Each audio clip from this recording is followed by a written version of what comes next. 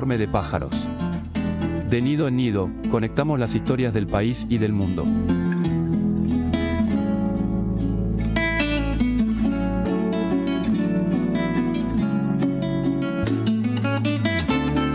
Aterrizaje la cabeza cortada en ahí, tiempos de turbulencia.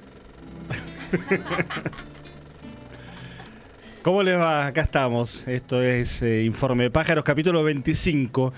Poneme esta cámara, dale. No, la cuidamos. Sobre todo hoy. Che, vos sabés que acabo de cambiar en un segundo. Primero que entré tarde a la transmisión y mala mía. Y segundo que todo lo que tenía previsto decir se me fue porque lo más importante hoy es saludar a Luana Haidt, nuestra compañera. Feliz cumpleaños. Gracias, compañero. Muy feliz cumpleaños. Gracias. El resto puede esperar. Inclusive, mirá lo que te vamos a decir. Inclusive la guerra puede esperar. No la guerra. 20. Hay una tortita. 26. 26. 26. Tremendo. 26. Nacida todavía, ojo, en el milenio anterior y el siglo anterior. Porque el año 2000 todavía era siglo XX y era el segundo milenio. Así es, O sea que en el traspaso. Del todo empieza en el 2001, vos sabés, ¿no? Que empiezan como las décadas en el año 1, ¿no? Feliz Claro. cumple. Bueno, nada, espero que Así lo pases que- lindo, que disfrutes de tu día. De acá te mando un abrazo grande y te deseo todo lo mejor. Cuídate mucho. Chao. Leo, era Leo ese. Era el Messi. Que le dijo. Lionel Andrés. Le dijo a Trump que pare el Que genocidio. pare que el genocidio. Y habló con Antonella, con los nenitos y le dijo que pare. Che, 2 semanas abrimos con ese tema. La verdad que veníamos todos expectantes, inclusive con algo que yo no recuerdo. A ver, Luana, Solana, ¿cómo estás, Solana? ¿Qué tal? Formalmente, buenas noches. Buenas noches. No recuerdo, a ver si ustedes tienen en la memoria algún momento de extrema tensión a nivel global. Es decir, estamos hablando de una guerra que tiene características globales ya a esta altura, por el impacto económico en principio, Sí. por lo que implica en términos de lo que está en juego, y también por la incertidumbre de por dónde puede disparar esta historia. Sí, me parece que ahí combinan dos cosas. Una es la hipercomunicación, que al segundo uno se va enterando si vienen nuevas bombas, no vienen nuevas bombas, así como lamentablemente hemos aprendido a ver en vivo y en directo una guerra. Ese me parece que es un aspecto importante. Y bueno, y por el otro lado, además de la super hiper información, también el otro elemento es que ha ido avanzando la capacidad destructiva. A lo largo de las décadas ha ido avanzando la capacidad destructiva y sabemos que una amenaza como la que hizo Donald Trump, que esperemos no se cumpla, realmente es una amenaza con certeza, digamos. Tienen la capacidad de arrasar con un pueblo entero. No, pero lo que decíamos también es, no recordamos en la historia, un poco la explicación tiene que ver con esto, ¿no? Con el vértigo de las comunicaciones, de lo que decía Solana, que uno se entera hoy en el minuto a minuto, pero de tener una hora precisa para el comienzo del fin, lo voy a decir en términos inclusive apocalípticos. Eran las 9 de la noche en la hora argentina, cuando se marcaba el comienzo de un ataque devastador para el pueblo de Irán por parte de Estados Unidos y de Israel, anunciado por Donald Trump. Y yo creo que todos vinimos en algún tipo de transporte público, bajás del transporte y la situación cambió porque ahora Trump acepta una especie de alto al fuego por 2 semanas. Es decir, que se corre la fecha, se corre el momento crucial, que nos iba a tocar además circunstancialmente a nosotros estar acá en el aire en Radio Con Aguante, pero se corre esa fecha de acá a 2 semanas. De todas maneras, la situación global es muy, muy complicada. Les leo apenas algo de hoy, simplemente, y ya abrimos, ya está Jorge Krein también con nosotros, y en un rato hará la columna, y vamos un poco a desmenuzar esto, además de cantidad de cuestiones que tenemos hoy preparadas. En los ataques de Israel de las últimas horas, entre ayer y hoy, hay un ataque a una sinagoga en Irán. O sea, háblame de paradojas del destino. Y una sinagoga, digo, es el templo de la comunidad religiosa judía. Y en las últimas horas también un ataque a Kashan, es una ciudad, una región de Irán, que afectó el corredor ferroviario Xinjiang-Irán. que es parte de la Franja y la Ruta de la Seda, una alternativa terrestre de China para el comercio que hoy está tan complejo por el bloqueo al estrecho de Hormuz. Digo, aparece ahí una primera derivación, un primer impacto directo a las inversiones chinas por el mundo, a la política que China despliega por el mundo. ¿Esto implica necesariamente un escenario de ampliación de la guerra? No, pero. Y en ese pero nos queremos también ampliar, detener y decir, bueno, ¿para dónde deriva todo esto?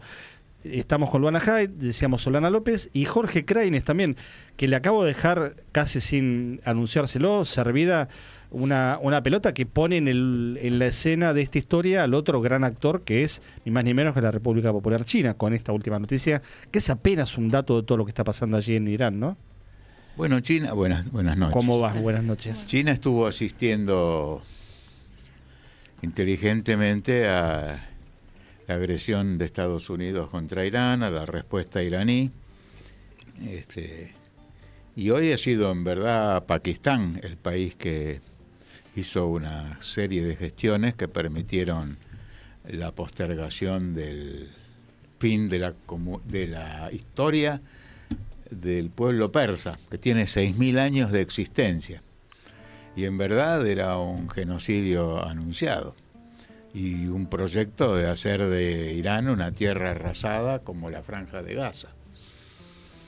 De manera que estamos en una situación donde creo que debe ser la quinta o sexta postergación del ultimátum si no la séptima, de los ultimatos de Donald Trump, que es un tipo que tiene la lengua desbocada y que pretende instalarse en el planeta como dueño. Recordemos que en el caso de la Franja de Gaza, él planteó que no solamente iba a destruir al pueblo palestino de ese lugar histórico, que son unas playas bellísimas, por otra parte, sobre el mar Mediterráneo, que él iba a hacerse no soberano, ni invasor, ni iba a ser el dueño para instalar un resort, o sea, unos hoteles de 5 estrellas para turismo de alta gama, especialmente de los reinatos, jequiatos y emiratos del mundo árabe. Uh-huh. Y el de espíritu de propietario me parece que preside las acciones y él pretende ser propietario del planeta. Aunque él sabe que hay una parte del mundo que no responde, pero hay otras partes donde todavía él tiene ambiciones de hacerse dueño. Y entonces, bueno, para eso un genocidio.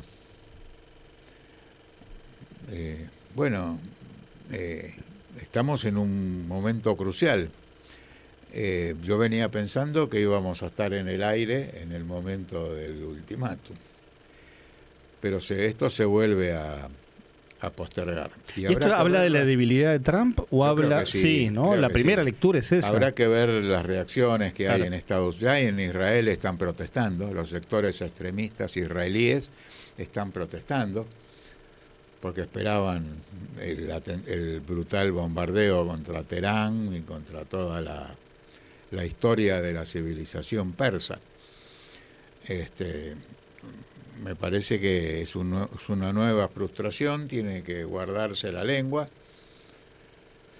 y aceptar que el mundo no acepta este tipo de provocaciones y de actitudes, ¿no? Hay una pregunta que da vueltas también por estas horas a partir de esto que, repetimos, es última noticia. Es decir, Trump pone una especie de freno a su anunciada ataque final, digamos, contra Irán. Pero la pregunta es, de acá a los próximos 15 días, ¿qué instituciones, qué resortes, qué mecanismos internacionales pueden activarse o reactivarse o aparecer o crearse complicado en poco tiempo, pero de lo ya conocido, de lo existente, que le ponga algo de sensatez a todo esto? Bueno. ¿Hay alguna declaración del Papa? Me preguntaba por las Naciones Unidas, ¿sí? Y me preguntaba por el rol del resto de los países, digo, pensando en Europa, mencionamos a China, ¿qué pasa con Rusia? Bueno, hablabas de la gestión de Pakistán. potencia también nuclear si las hay. Sí. Digo, entonces, de acá a los 15 días urgentes que vamos a transitar, superado este momento, ojalá de forma definitiva, sobre todo porque ya hay víctimas en Irán, no es que Sí, claro. es una amenaza sobre algo que no pasó, ya viene pasando, que puede moverse de acá a los próximos 10, 15 días. Mira, el organismo necesariamente es el de las Naciones Unidas, pero Donald Trump, dada la debilidad diplomática y política en el mundo de los Estados Unidos, está tratando de destruirla.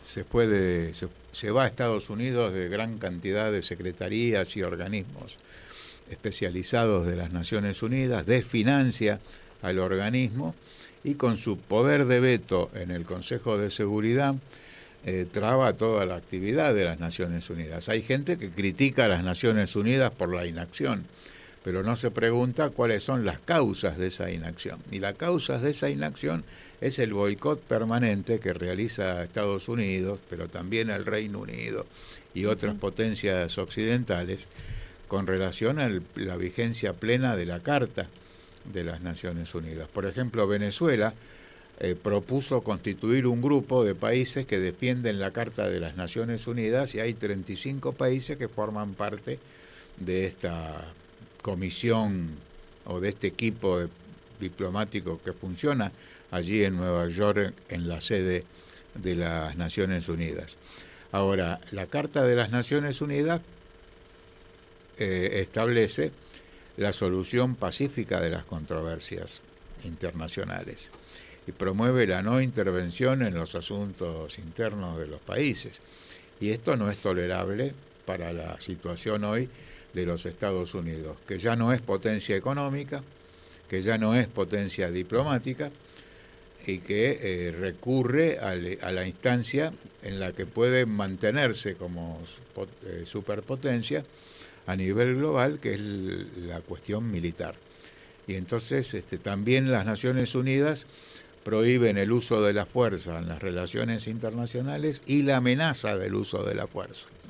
Pero vemos que todos los días Donald Trump amenaza y utiliza la fuerza, ¿no? Donald Trump, el poder real de los Estados Unidos. Claro, eso te quería preguntar, Jorge. Si estamos hablando de un cambio por parte del imperialismo norteamericano a la hora de cómo construye su hegemonía, que de alguna manera, vos lo decías, en otras oportunidades han hecho uso de la diplomacia, ha habido instancias de negociación después de las invasiones brutales que siempre las hicieron, pero acá parece que hay un cambio significativo. Este cambio significativo no sería entonces solamente Donald Trump, sino que estaríamos hablando del imperialismo. El imperialismo, totalmente. Es muy buena porque a los efectos verbales uno pone el acento y aprovecha las barbaridades y brutalidades de Donald Trump, pero es verdad, es el imperialismo norteamericano que ve desarrollarse a la República Popular China como el primer productor mundial del mundo. Claro. Es la fábrica del mundo, la República Popular China, que suplanta en ese primer lugar a los Estados Unidos. Pero China también es el primer exportador mundial y ahora paradójicamente es el defensor global del libre comercio y es Estados Unidos el país que traba las relaciones comerciales porque impone aranceles altísimos para el comercio internacional, en perjuicio del pueblo norteamericano, porque cuando ingresan los productos a Estados Unidos, porque Estados Unidos tiene un déficit fiscal, Estados Unidos importa más de lo que exporta.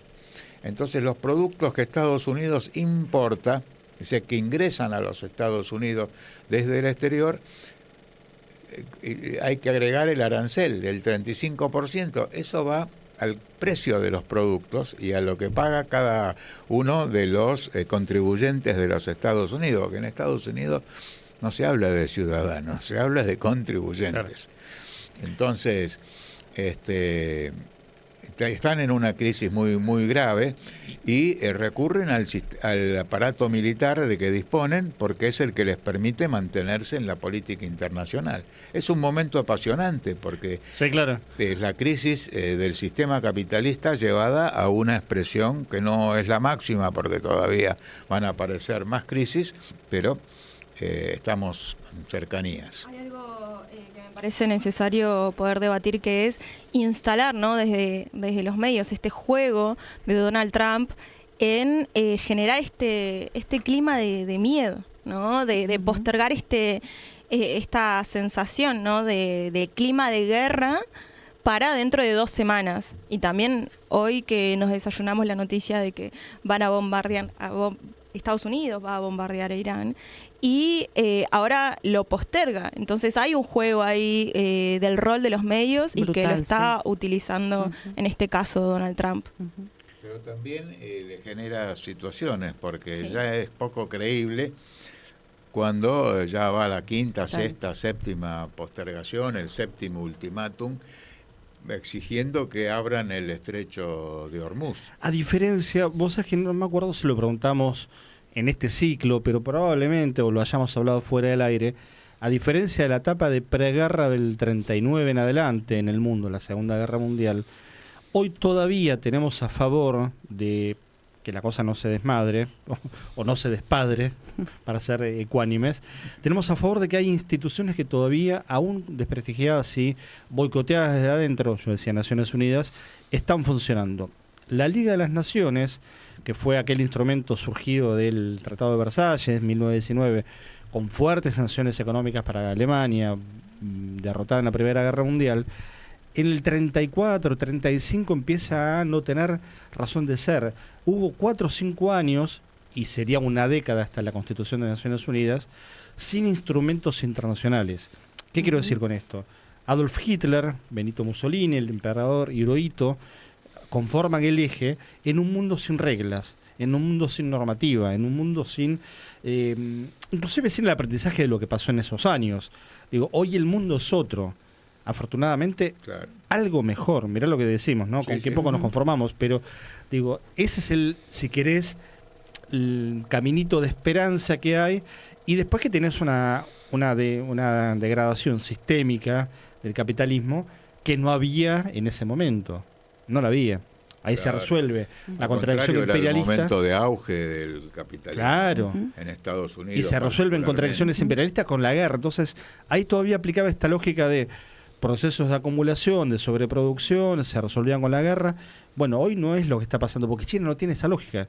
Y para que hagan una guerra hacen falta 2 al menos. Por eso Entonces, mucha gente- si China no se prende en la lógica de la guerra, Estados Unidos queda pedaleando en el aire, Claro, como lo estamos viendo. Por eso mucha gente pregunta por el papel de China. Yo personalmente creo que el papel de China es seguir desarrollando su economía, seguir dominando el mercado mundial, seguir exportando para todo el mundo, ahora productos de altísima calidad. Hoy vine en el nuevo bus chino, en la línea 151, Con equipos de GNC. con equipos de GNC Sí, con menor impacto que ambiental y con contamina menos. más eficiencia Que energética. no son los Sí. micros eléctricos que están funcionando en China. Todo el transporte público en China ya es eléctrico y no contamina. Claro. Es decir, también está dependiendo el medio ambiente del planeta en ese sentido. Rusia tiene un poderío militar muy importante, equiparable al de los Estados Unidos, que también debe haber jugado en la disuasión. Porque Hizo una jugada importante que fue el buque que llegó a Cuba. Claro, claro. Y Ese que fue atravesó el estratégico. bloqueo, Claro. el bloqueo naval. Es decir, que el anunciado bloqueo total que anunció también Donald Trump y que no se concretó, porque el buque petrolero ruso resquebrajó ese bloqueo. Y así estamos con las postergaciones de los Estados Unidos. Estados Unidos no está en condiciones, a uno lo da la impresión, con todo el poderío militar que tiene, de sostener una batalla en varios frentes. No tiene... Al menos en 2 seguro que no. Que es lo que le termina pasando a Alemania, tanto en la Primera, pero sobre todo en la Segunda Guerra Mundial. la apertura del segundo frente, reclamada por la Unión Soviética desde el comienzo mismo de la guerra, que se produce recién en el 44, bueno, hoy pondría a Estados Unidos en una situación muy compleja. Fíjate que lo del buque ruso es algo concreto, pero simbólicamente un segundo es muy buque fuerte. ya. Claro, simbólicamente es muy fuerte. Es muy fuerte. Es más fuerte que el propio el propio salvataje energético que hace Rusia para con Cuba, digamos, que por supuesto era lo más importante desde el punto de vista humanitario. Por lo que significa Cuba y por qué eso, porque avanza pese al bloqueo, entonces también pone en crisis la bravuconada del imperialismo de que nada pasa. Y hay otra derivación económica de esta historia bastante más rápida, pero que ya venía siendo evidenciada, que tiene que ver con el fin del petrodólar de alguna manera. La lógica del dólar vinculada al petróleo como commodity duró poco más de 50 años. Desde la salida del patrón oro en el 72, la crisis del petróleo en el 73, la colocación de los excedentes financieros a modo de deuda, hoy se le vuelven como boomerang en contra de Estados Unidos porque empiezan a hacer las papeles de la deuda yanqui, papelitos pintados. Y si los chinos mañana se deciden a querer liquidar un cuarto de esa deuda y a querer ir por sus acreencias, que ya han liquidado bastante, ¿no? Se han desprendido los destrozan de los bonos del Tesoro de los Estados Unidos. Y recordemos que China, por ejemplo, tiene casi 20 años comerciando en moneda local con Japón, por ejemplo. Y con Arabia Saudita. Y con Arabia Saudita ya lleva 6-7 años. Claro. Entonces digo, esto tampoco es nuevo, no es que se desató de un día para el otro, desde la lógica demente que tiene Donald Trump para con Irán, Donald Trump e Israel, ¿no? Digamos, Estados Unidos, Israel. Así que bueno, es un momento apasionante desde el punto de vista del análisis. Efectivamente, hay una mirada en Estados Unidos de que en lugar de implementar su lema primero Estados Unidos, que levantó Donald Trump, está poniendo primero a Israel y no a Estados Unidos. Y que quien lo presionó y finalmente convenció al establishment del imperialismo norteamericano de actuar como estuvo actuando en los últimos días en contra de Irán es Israel, es Benjamín Netanyahu. Entonces hay también una observación muy crítica. Y hacías referencia vos al bombardeo que sufrió hoy una sinagoga en Irán, porque se hace la fama a la hora de estigmatizar a los países, se les hace la fama de que, bueno, Irán es una teocracia autoritaria y se impone el islamismo chiita a toda costa, pero ahora parece que la humanidad descubre que hay una sinagoga en Irán, en Teherán, que la comunidad judía puede practicar su religión perfectamente, salvo que la bombardee Estados Unidos. Hasta malos no eran en principio. Entonces yo no sé qué repercusión puede tener esto en el propio Israel, donde hay una parte de la población que se opone y que lucha firmemente en las calles y que es reprimida inclusive, incluyendo religiosos que consideran que el sionismo va en contra de la religión judía, que ven que una sinagoga es atacada. Y entonces, en ese sentido, me parece que eso va a tener repercusiones en Israel. Quisiera esperar la protesta de la DAIA, de la Argentina, que siempre se ha ubicado con Waldo Wolf y con Milman del lado del PRO y ahora tal vez de la Libertad Avanza, a ver qué dicen del atentado contra la sinagoga en Teherán. Me parece que es una respuesta una exigencia que les tenemos que plantear, qué van a decir al respecto. Recordemos que previo al ataque de Hamas por tierra, agua y aire, el 7 de octubre, contra territorio israelí, Benjamín Netanyahu venía soportando, y su gobierno, constantes movilizaciones multitudinarias todos los sábados, y su gobierno pendía un hilo, y su propia libertad, inclusive acorralado por denuncia, entre otras, de corrupción, pendía un hilo. La guerra lo termina salvando a él. De un caso de corrupción grave, sí, él y su esposa. Con todo lo que deja ese dejar hacer a Hamas por parte del ejército de Israel, si hay una zona segura en el mundo es esa frontera, y que los hayan atacado de esa manera sin haber reaccionado previamente, asemeja mucho a los bombardeos contra pueblos alemanes efectuados por los nazis, para tener la excusa de invadir, por ejemplo, Polonia. Casus belli. Exactamente. Entonces, el Golfo de Tonkin para atacar a Vietnam. Exactamente. Entonces, bueno, eso también quedó un poco atrás en el tiempo, pero forma parte del mismo proceso. No podemos mirar Irán sin ver el genocidio en Gaza. No podemos mirar Irán sin ver cómo se desencadenó una ofensiva de un sistema que está herido, que está corrompido, que está más agresivo que nunca, pero que todavía está vigente y que tiene, decíamos también en la previa, mucho para ofrecerle de daño al mundo. Mucho para ofrecerle daño al mundo. Y acá también cantidad de interrogantes en lo nacional, en lo local, en la política argentina, ¿no? Que se abren. Antes de entrar en lo argentino, un tema del que los medios informaron poco, o casi nada, que son los 10 puntos que exige Irán. Entre ellos está el fin del ataque a la Franja de Gaza y un plan de reconstrucción con cooperación internacional. Que no sea el negocio de la reconstrucción, porque recordemos Kuwait, cuando se produjo el conflicto y enseguida apareció Dick Cheney, que era el vicepresidente de los Estados Unidos, que tenía una empresa, no sé si no era Halliburton, exactamente, que se ocupaba de la reconstrucción de los países que Estados Unidos como ahora sería la BlackRock, para hacer negocio.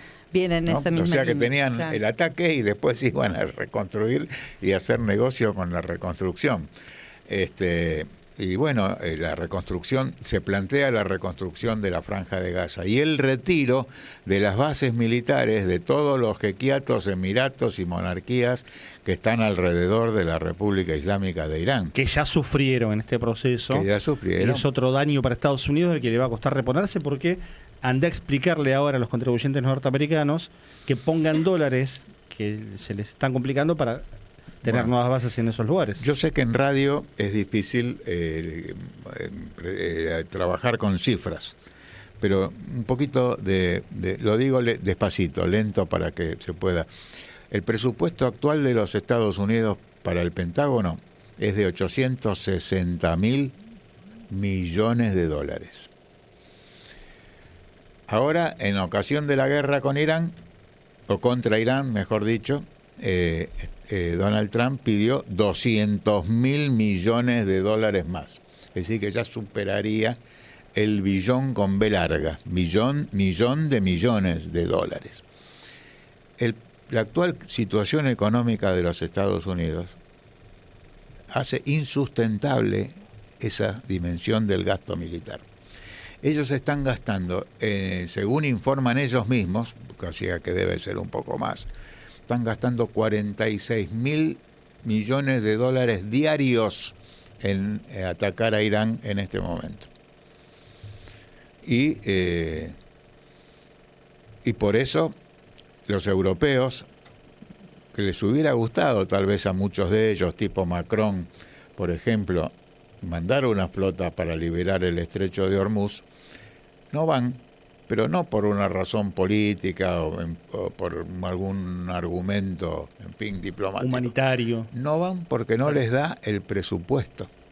Entonces hay una tremenda crisis financiera, una tremenda crisis económica, donde hay un pequeño grupo de sectores que dominan el mercado de las criptomonedas y que dominan los fondos de inversión más grandes del mundo, como BlackRock, Vanguard y compañía, que se enriquecen de manera impresionante. Lo mismo la industria armamentista, pues se lleva toda esa plata para sus bolsillos, mientras los pueblos de Europa Occidental y también de Estados Unidos ven perjudicar sus bolsillos, porque en Estados Unidos, como decíamos en el programa anterior, el galón de gasolina aumentó un 35% y se llevó entonces a una inflación generalizada en todos los productos, pero no crecen los salarios.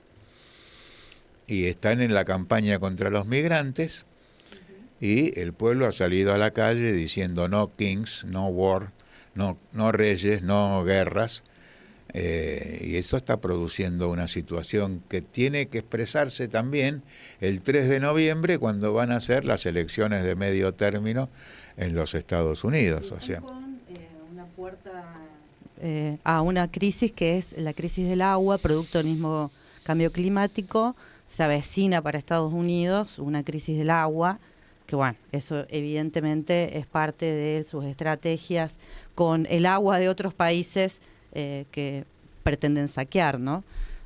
Al buen estilo de este imperialismo dirigido desde Donald Trump. Pero es importante también ver cómo el mismo Estados Unidos sufre las consecuencias de su política ambiental, claro, de su política internacional, ¿no? 8:30 pasaditas. Hoy arrancamos un poco distinto, nos metimos de lleno en esto. Casi que si Jorge venía con este tema como columna, se la intervenimos directamente, cual si fuéramos estaba todo previsto. Cual si fuéramos el Pentágono de la palabra. Mirá cuál potentes nos sentimos, nos autopercibimos. Somos una fuerza de ocupación de tu pensamiento. Y con todo eso, se nos consumió un cuarto de programa. Por suerte es un programa que no funciona a gasolina, si no sería difícil de llevar. Tenemos muchísimos temas, Loana. Hoy la verdad que venimos con mucho para desplegar. Simplemente adelantemos alguna cosita a modo de título y bajada. Hacemos una pequeña separación, nos acomodamos y además tenemos invitada en el día de hoy. Sí. Tenemos mañana, ¿está confirmado lo de glaciares mañana en diputados? Sí, hasta el momento sí. Sí. Tratamiento mañana de la ley de glaciares, reforma de la ley de glaciares, un mapa que circuló mucho hoy en redes, creo que la que lo ponen, digamos, en circulación es Vanessa Cela y la diputada de Unión por la Patria. Sí. De Fuerza Patria, perdón, me quedé como, viste, las denominaciones van cambiando cada 2 años. Cambian. Sí. Algunas quedan más instaladas que otras. Sí. La diputada del Partido Laborista, me quedé en el 46, Vanessa Siley, diputada por la provincia de Buenos Aires, además en el Sindicato de Judiciales, pone hoy en redes, creo que todos lo hemos visto, un mapa de la Argentina con todas las provincias donde hay glaciares. Es impresionante. Lo que está en juego allí. Sí. Y después tenemos un programa muy marcado por los temas de género, por las miradas, inclusive de las mujeres y Malvinas, ¿no? Otro de los recortes que vamos a transitar en esta jornada. Malvinas que venimos del aniversario, pero que durante 74 días, de alguna manera, nos convoca a pensar a 44 años después todavía ese momento, ¿no? Sí, la verdad que es un tema bastante recurrente. Creo que a lo largo de los años se fue deconstruyendo un poco más esta noción de guerra que se trató de instalar tanto en la dictadura. Y también en un sentido no revictimizante de las víctimas y combatientes que fueron de Vietnam, y por otro lado también quienes fueron las protagonistas en ese lugar, ¿no? Que también fueron hechos trágicos que marcan nuestro país. En ese caso a las veteranas, a las auxiliares también que estaban ahí, enfermeras, entre otras. Es decir, aquellos sujetos y sujetas que no son mencionados. También siempre se recuerda las comunidades indígenas que fueron parte de los soldados que estuvieron en Malvinas, y las mujeres, la mayoría de ellas que llevaban adelante la tarea de ser enfermeras. Bueno, como aquellos que además se oculta, como siempre sucede, se oculta en su rol fundamental, pero además en los padecimientos que hubo también hacia las mujeres y hacia otras comunidades. Hasta las 10 de la noche estamos en vivo en radioconaguante.com.ar, en la aplicación que tiene la radio, en el 11 26 99 95 74. Estamos también en @radioconaguante, en redes, en @informe de pájaros, nuestra propia cuenta, y todos los contenidos de este programa y del resto de los programas de la radio los encuentran en el canal de YouTube de Radio Con Aguante. Ya saben ustedes, no se lo vamos a repetir, aunque didácticamente tenemos que hacerlo. se suscriben, activan la campanita, estén atentos a los avisos de los programas, de los recortes, lo miran, lo comparten, nos sirve que estén allí del otro lado, poniendo todo eso que para Pablo Fernández y para Guille Guerra, como cada semana, se traduce en pulgar para arriba. Así comenzamos este Informe de Pájaros, capítulo 25, el día que nuestra compañera Luana Haidt cumple 26, porque siempre está uno adelante. Teatro, danza, música, cine, series, libros y canciones.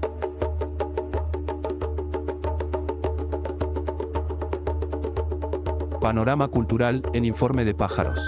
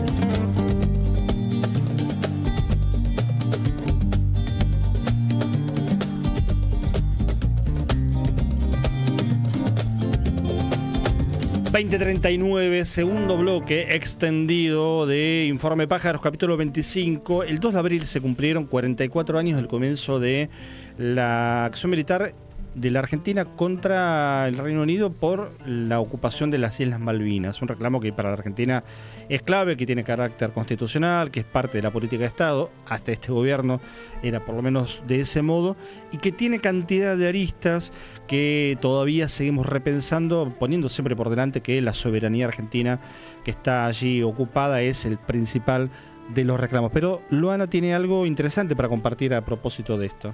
Sí, tenemos ahora un videíto de la CPM, del Comité contra la Tortura, que habla sobre... Es una campaña que dice Yo También Hablo, que recopila todos los testimonios de los sobrevivientes de Malvinas, entre ellos todos los testimonios que hubo de distintos hechos de torturas, ¿no? El Comité Provincial contra la Tortura también, y es una campaña nacional, ¿no? Que siempre se habló de construir por ahí esta imagen de héroe, ¿no? De veterano, pero sí poniéndole voz y palabra a los sobrevivientes. El estaqueo siempre consistía en lo mismo. Ponían tu cuerpo boca abajo, atado de manos y pies. Todo esto en la intemperie, con mucho frío, mucha lluvia, durante muchas horas. Un día, el subteniente me manda a estaquear. Me saca todo el equipo, el poco armamento que llevaba. Y recuerdo que junto a mí se encontraban otros 2 soldados, 2 estaqueados. Llegada la noche nos metían dentro de un contenedor. Una caja de madera que medía 2 metros por 3 metros, a la cual la trababan por fuera y no te dejaban salir. Quintana dependía del mismo sargento primero, quien sabía de su situación. Fue el cabo segundo quien apuntó y disparó directamente hacia donde estábamos nosotros en la covacha. A los soldados que estaban castigados los mandaban a hacer guardia donde estaban bombardeando. Los maltratos se aplicaban por lo que a ellos se les ocurriera. No había ninguna razón que convaliden por qué te metían en un pozo con agua.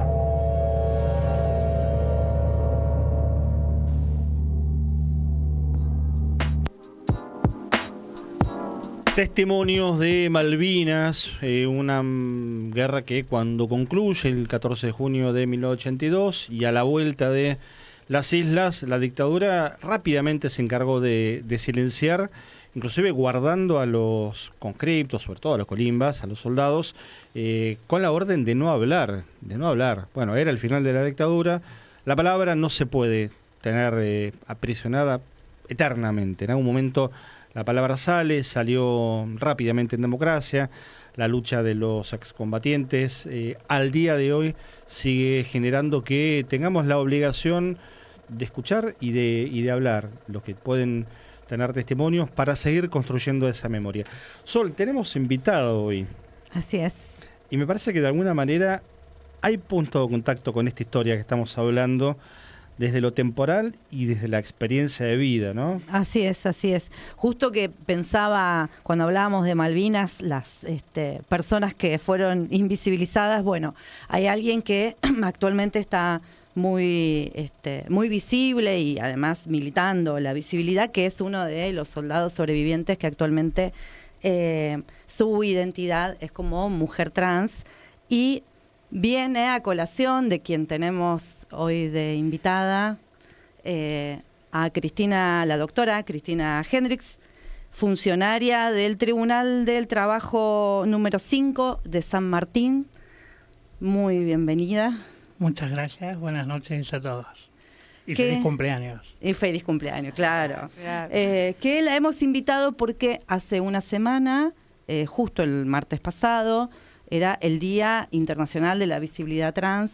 Estamos en un contexto mundial brutal, que veníamos charlando hace un ratito, en una Argentina donde avanzan las lógicas también más de carácter fascistas, y un patriarcado también tremendo, que pone como uno de los sujetos a destruir al colectivo travesti trans. Así que bueno, queríamos escuchar. Bueno, muchas gracias. Y venía escuchando el bloque anterior, escuchaba los datos sobre los números, ¿no? Lo que se gastaba en presupuestos de guerra. Y me hizo acordar una canción de Serrat, ¿no? Que se llama El món està ben girat, el mundo está bien dado vuelta, o el mundo está al revés, por patas para arriba, y que en una parte dice: amb lo que gastan en bombas podrían matar la fam, con lo que gastan en bombas podrían matar el hambre, que es una frase que dijo Fidel Castro en las Naciones Unidas en el año 1979. Pareciera que no aprendimos nada, ya pasaron 47 años y bueno, seguimos gastando dinero, recursos, no solo en destruir culturas, como amenazó Trump que iba a destruir una cultura, no solo destruir vidas o infraestructuras, sino también el medio ambiente, ¿no? De poco se habla también del costo ambiental, o sea que mañana tenemos la cuestión de la ley de glaciares. Así es. Y el costo ambiental que está dejando también esta guerra de conquista que hace Estados Unidos e Israel. Pero me fui del tema. Nombraste también a una hermana trans que participó en la guerra, que es Tayana Marrone, que ella fue combatiente también en Malvinas, y bueno, es una cuestión que también le tocó vivir a ella, y bueno, estamos en todas partes, ¿no? Aunque nos quieran tapar, aunque se quiera tapar el sol, y aunque, como vos decías, ¿no? Esta ola de la ultraderecha, la vieja nueva ultraderecha, que también quiere tapar las realidades, ¿no?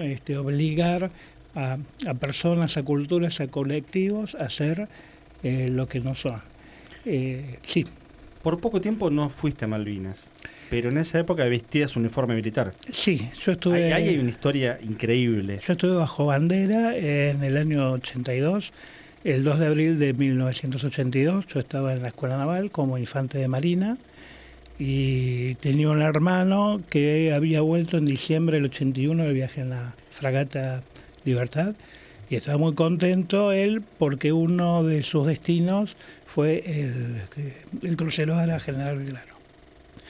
Y bueno, le tocó el hundimiento, con relatos que sobran o que abundan, y que no está mal que sobren, de los protagonistas de esos hechos, pero quizás Hay hechos que no se cuentan, que se hablaba de los géneros en la guerra. Él es sobreviviente del crucero del General Belgrano. Él era guardia marina en su primer año de guardia marina contador.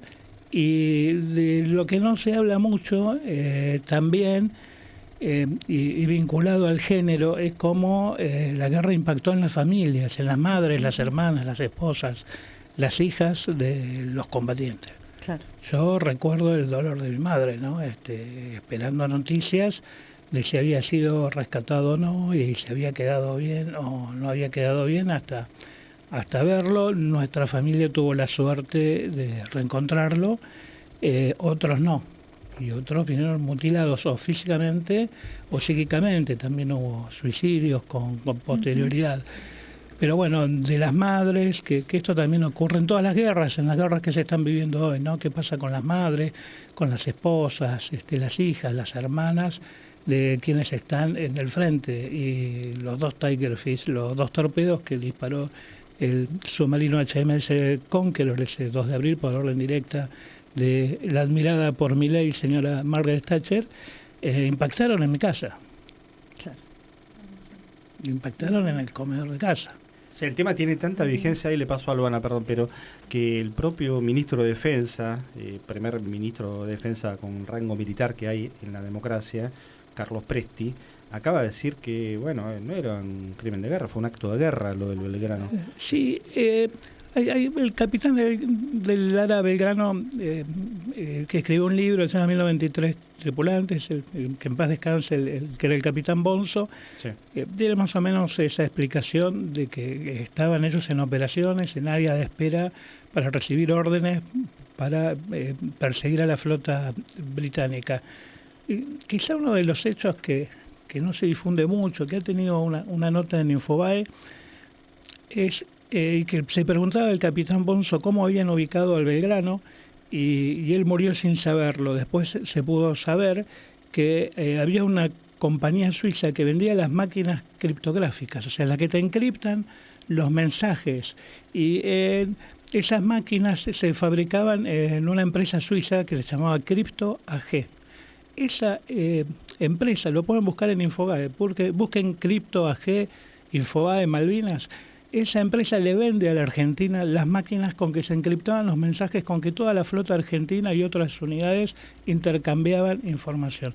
Esa Crypto AG había sido comprada secretamente por la CIA, y la CIA tenía acceso a información en tiempo real de todos los mensajes que tenían nuestras fuerzas, y esa información le fue proporcionada por los Estados Unidos de América a Gran Bretaña. La ubicación no la dio Chile, no tuvo los medios ni los recursos la dictadura de Pinochet, que con gusto lo hubiera hecho, de proporcionarle la posición del Belgrano. La posición se la dio los Estados Unidos de Norteamérica, que son los mismos que en 1832, con la USN Lexington, bombardearon la colonia de Barnet. Los ingleses, cuando la toman en enero de 1833, no disparan un solo tiro.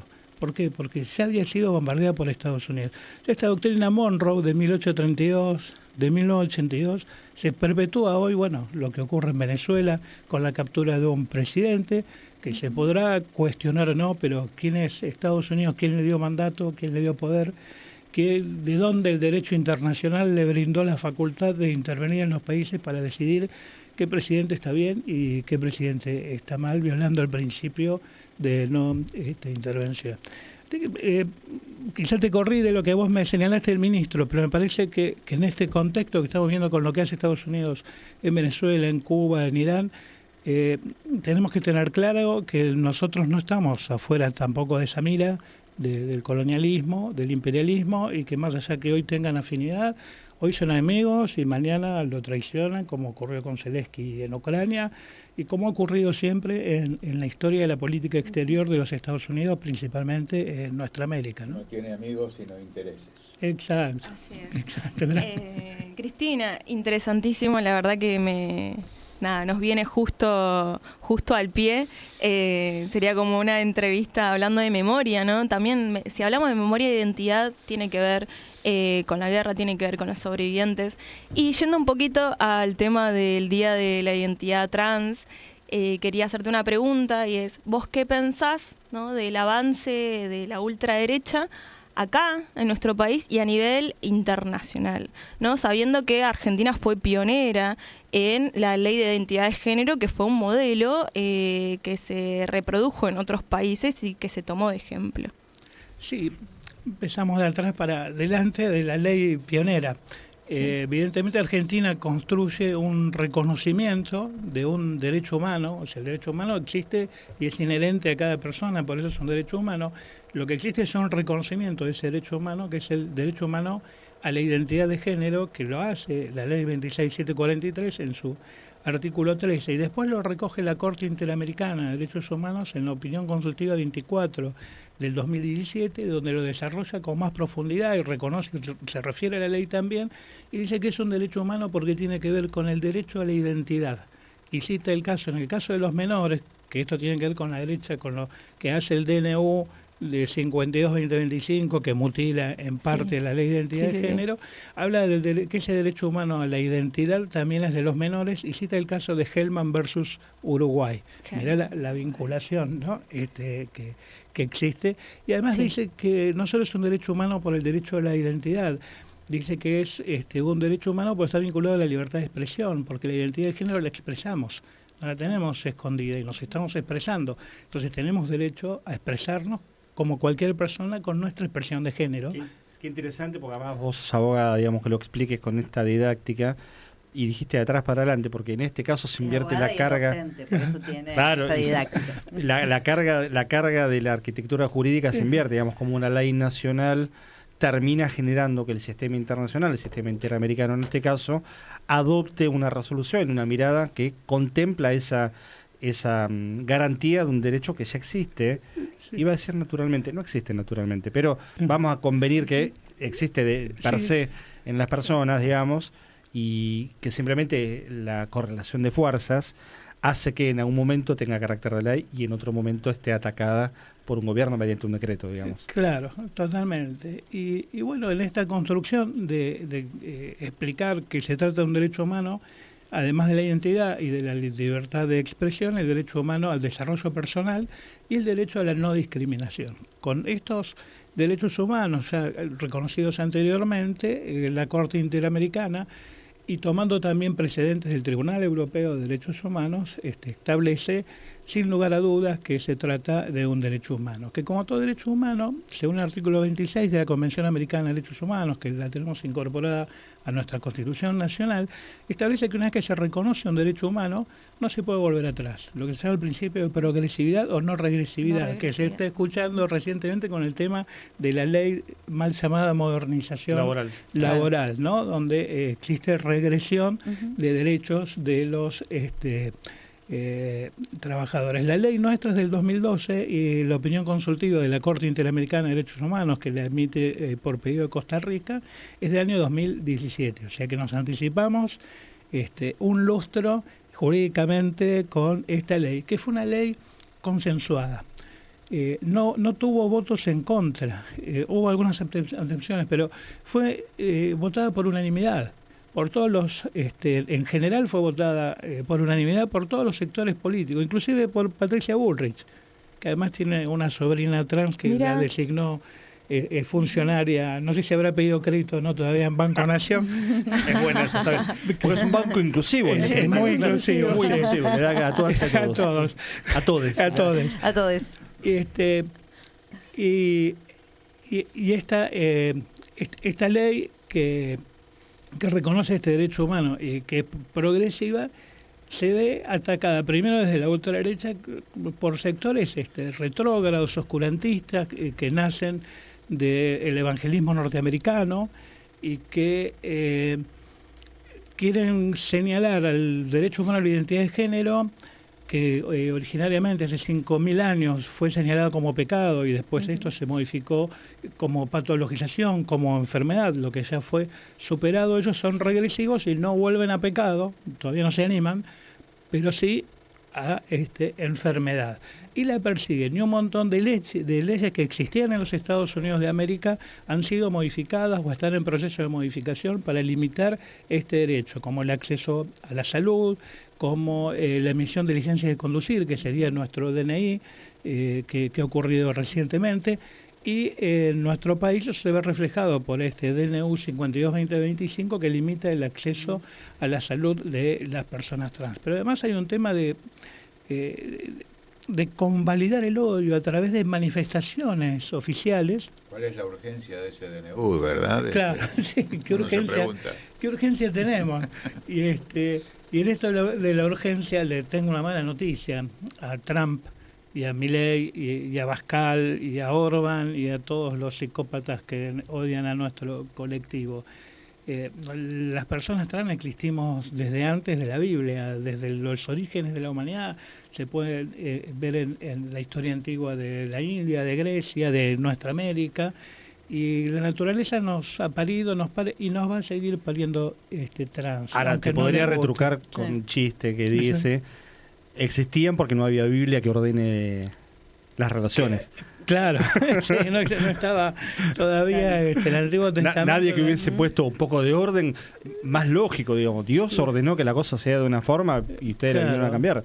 O la habían cambiado antes y Dios llegó tarde a ordenarla, no sé cómo es. Sí, bueno, es una interpretación de un texto.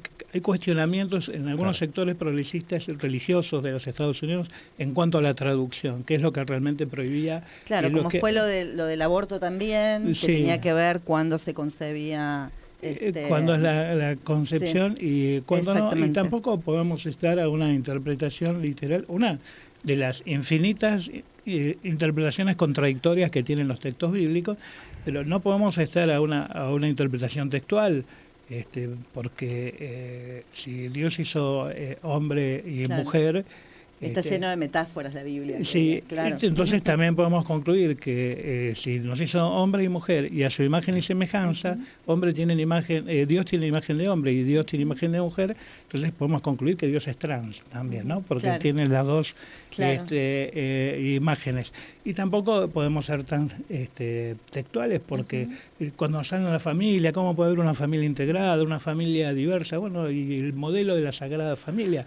La Sagrada Familia, José era un padre adoptivo, no era el padre biológico. Entonces, si vamos a estar por la biología, San José no es el papá de Jesús. No nos mientan. Yo tengo que decir la verdad. No me obliguen a decir lo que no es cierto, dice la derecha en las redes. Es hijo de una paloma. Tal cual. Claro. Escúchame, son las 9, hacemos un cortecito breve, te quedás. Me fui por las ramas. No, pero te quedás. Sí. Bueno, también, sí. Bien. Estamos hasta las 10, la hora señalada era esta en el mundo.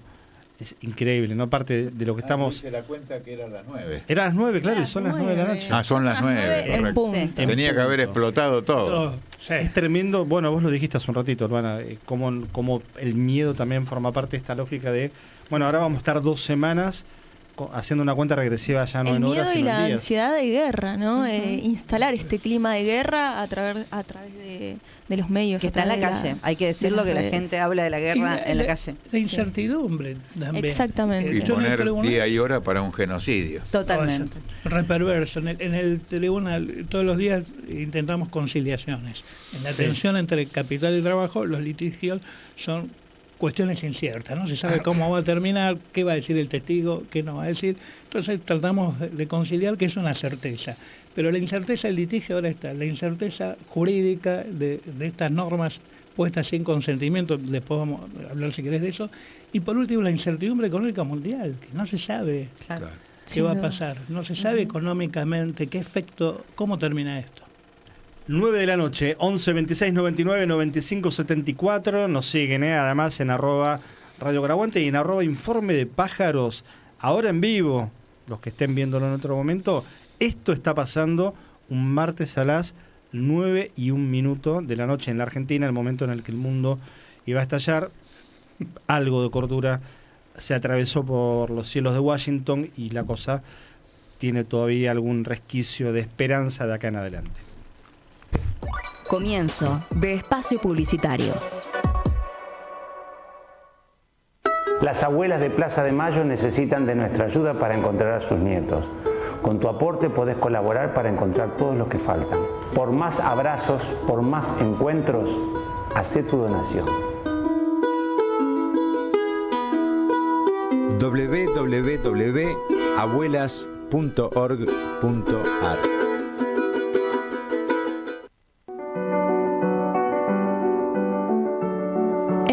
la trata de personas es un trabajo de todos. Madres Víctimas de Trata es una organización autogestionada y sin fines de lucro que se encarga de acompañar y contener a las familias al momento de buscar a las jóvenes desaparecidas. Si estás buscando a alguien o crees que puede ser víctima de trata de personas, no dudes en contactarte al 4305-1449 o escribir a madresvíctimasdetrata@gmail.com. Desaparecidas para ser prostituidas. A la bronca. Hace la radio.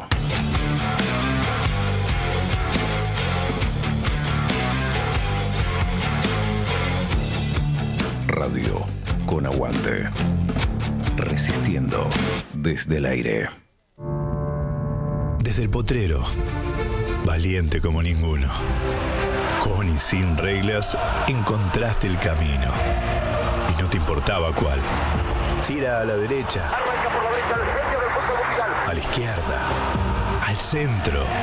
Si había piedras o pasajeros rezagados. Siempre le metiste para adelante. Uno, otro. Y otro más. Lograste lo que quisiste. Conquistaste el mundo. Conseguiste lo que queríamos. La besaste y te abrazamos como a nadie con el alma. Instaurándote como un tatuaje en lo más profundo de nuestro corazón.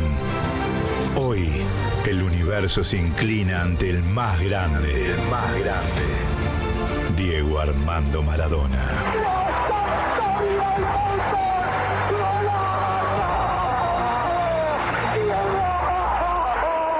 Gracias por tanto. Por esas lágrimas, por Argentina 2, Inglaterra 0.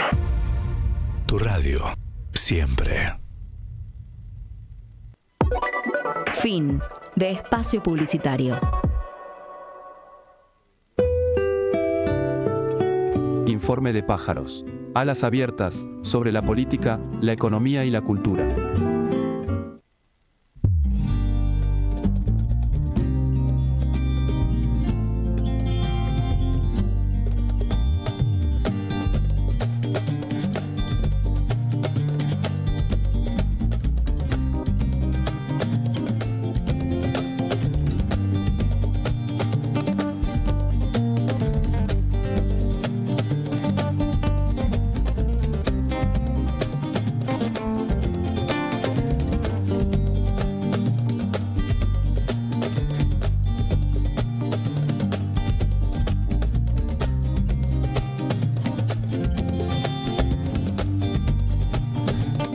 Jorge Alberto Craines. Mucho gusto.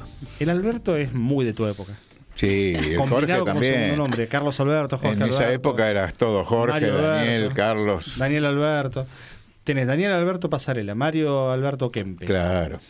Carlos Alberto Reutemann. Sí. Todos setentistas. Pero el mejor setentista...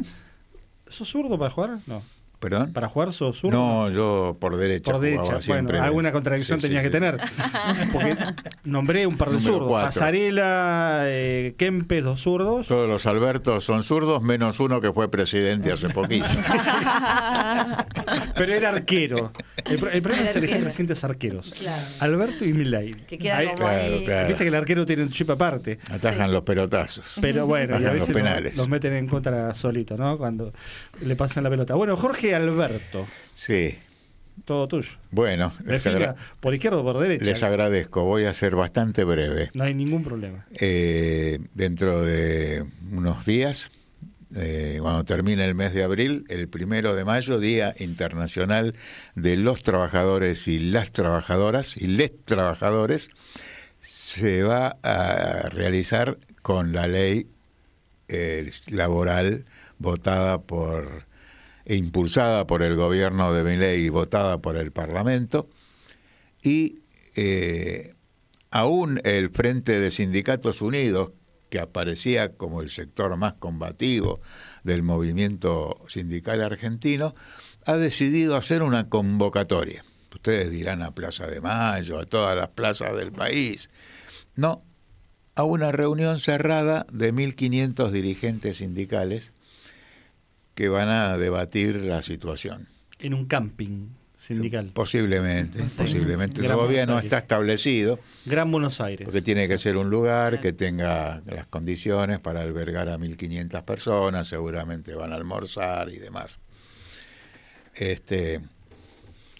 Bueno, y entonces uno se pregunta, aprobaron la ley llamada malamente de modernización laboral, pero aparte estamos asistiendo a una desindustrialización que está generando la pérdida de puestos de trabajo notable.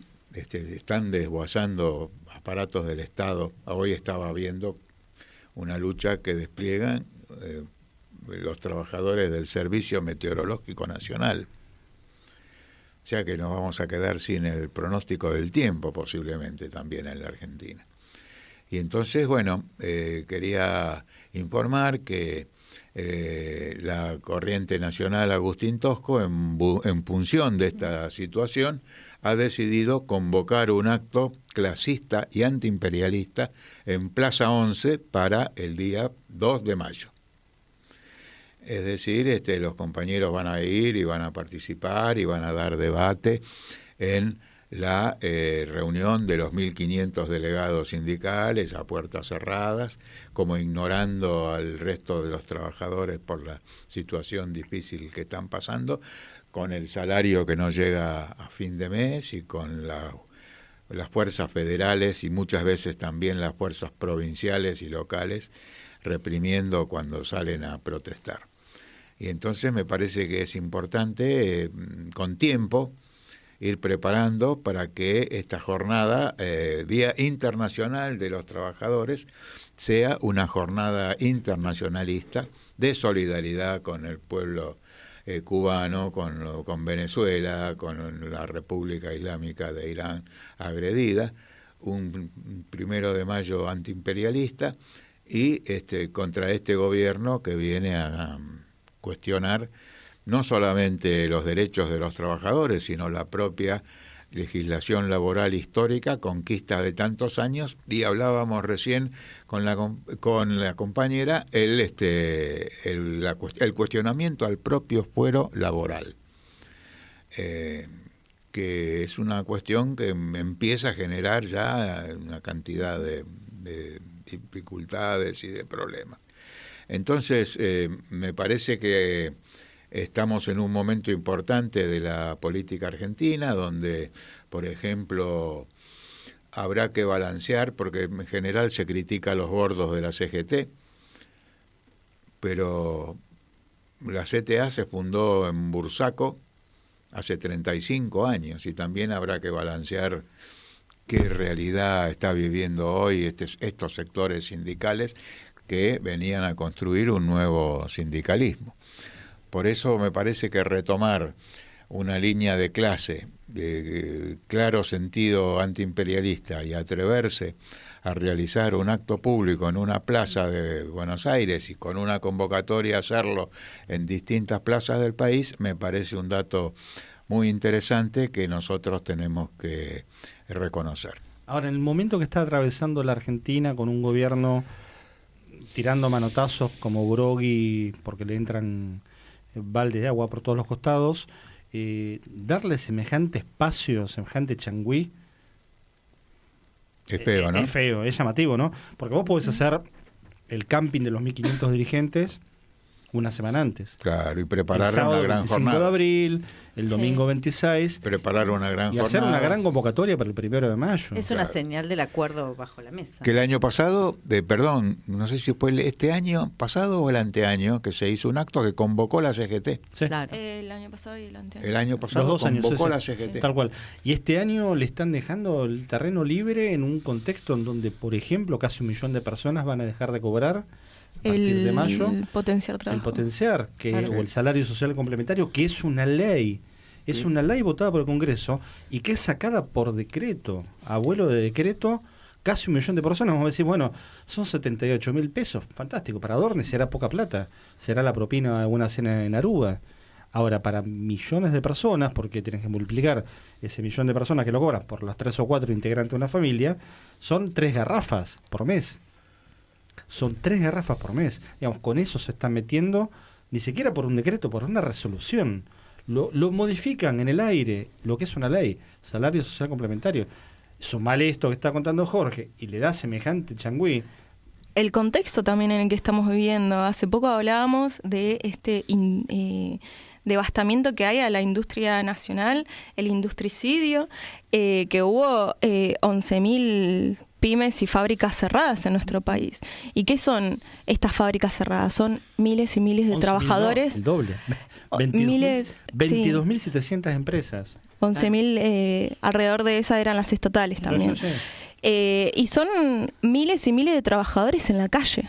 Porque es eso, son trabajadores en la calle. Es una caída brutal. En Córdoba, que estuve hace unos días, el propio gobierno provincial tuvo que salir a admitir que por día 17 personas se quedan sin trabajo en la provincia de Córdoba. Imagínense si sumamos todas las provincias del país. Y se viene un efecto cascada en los municipios y en las provincias. Repite el dato, Jorge, porque realmente no entramos. No va a haber acto en principio, el 1 de mayo. Va a haber, no, porque se va a hacer esa reunión sindical. A puertas cerradas. Y la CONAT, Corriente Nacional Agustín Tosco, decidió convocar un acto público en Plaza 11, bien visible, para el 2 de mayo. Que sería sábado. Que sería en horas tempranas de la tarde, 15, 16 horas. Un acto público de naturaleza de solidaridad con Cuba, con Venezuela, con Irán, y de lucha contra este gobierno ultraliberal y neofascista. Bueno, vamos a ver. Dije que iba a ser breve. He sido breve. De todos modos, cómo se desenvuelve el mes de abril, porque quedan unos cuantos días. Y la dinámica de la crisis, hablamos mucho de lo internacional hoy, pero claro, la dinámica de la crisis en lo nacional, inclusive con los actores del gobierno, no está seguro para nadie, ¿eh?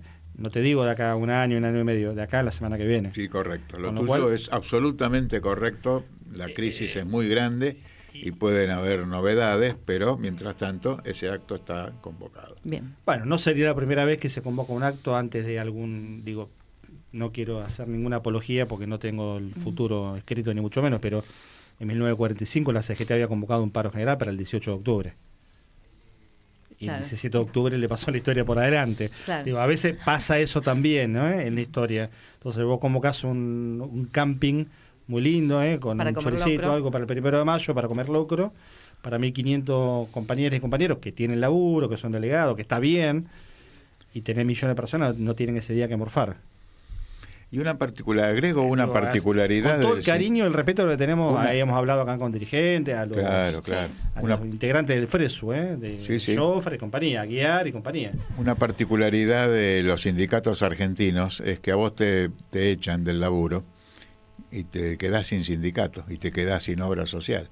O sea, el sindicato no protege al trabajador cesanteado.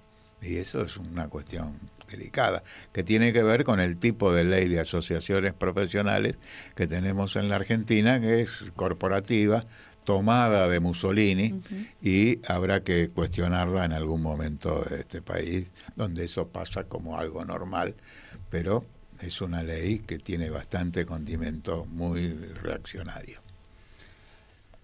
Jorge Alberto Craines, trayendo buenas noticias, iba a decir. La buena noticia es el acto del 2. Por supuesto, el acto del 2, pero... Parece que hoy dormiremos sin ruido por esta tregua de 15 días. No, por lo menos. No sin miedo, pero también sin ruido.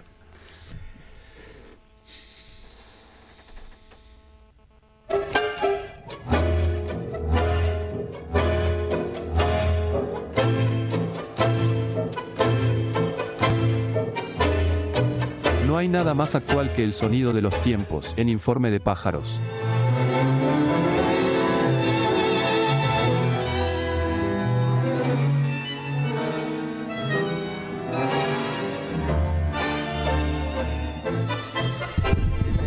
Nueve y 17 en la noche, nos vamos hasta la provincia de Formosa. Entiendo que está allí en Formosa Soledad York es abogada especializada en temas de trata, fue delegada en la provincia del Comité contra la Trata de Personas y nos está escuchando. Soledad, ¿cómo estás? Solana López, Luana Haidt, Pablo Marcagua, aquí de este lado te saludamos. ¿Qué tal? Buenas noches. Lluvioso aquí, calculo que como todo el resto del país. Si me hubieran llamado ayer o antes de ayer, yo hubiera estado en musculosa y remerita, pero nos está llegando la lluvia a todos lados. ¿Y ha bajado la temperatura entonces, Sol? Ha bajado la temperatura. Hasta ayer estábamos con 38 grados, estábamos con un calor tremendo, pero bueno, ya estamos a tono con el otoño. Buenas noches, Sole. Solana te habla, ¿cómo estás?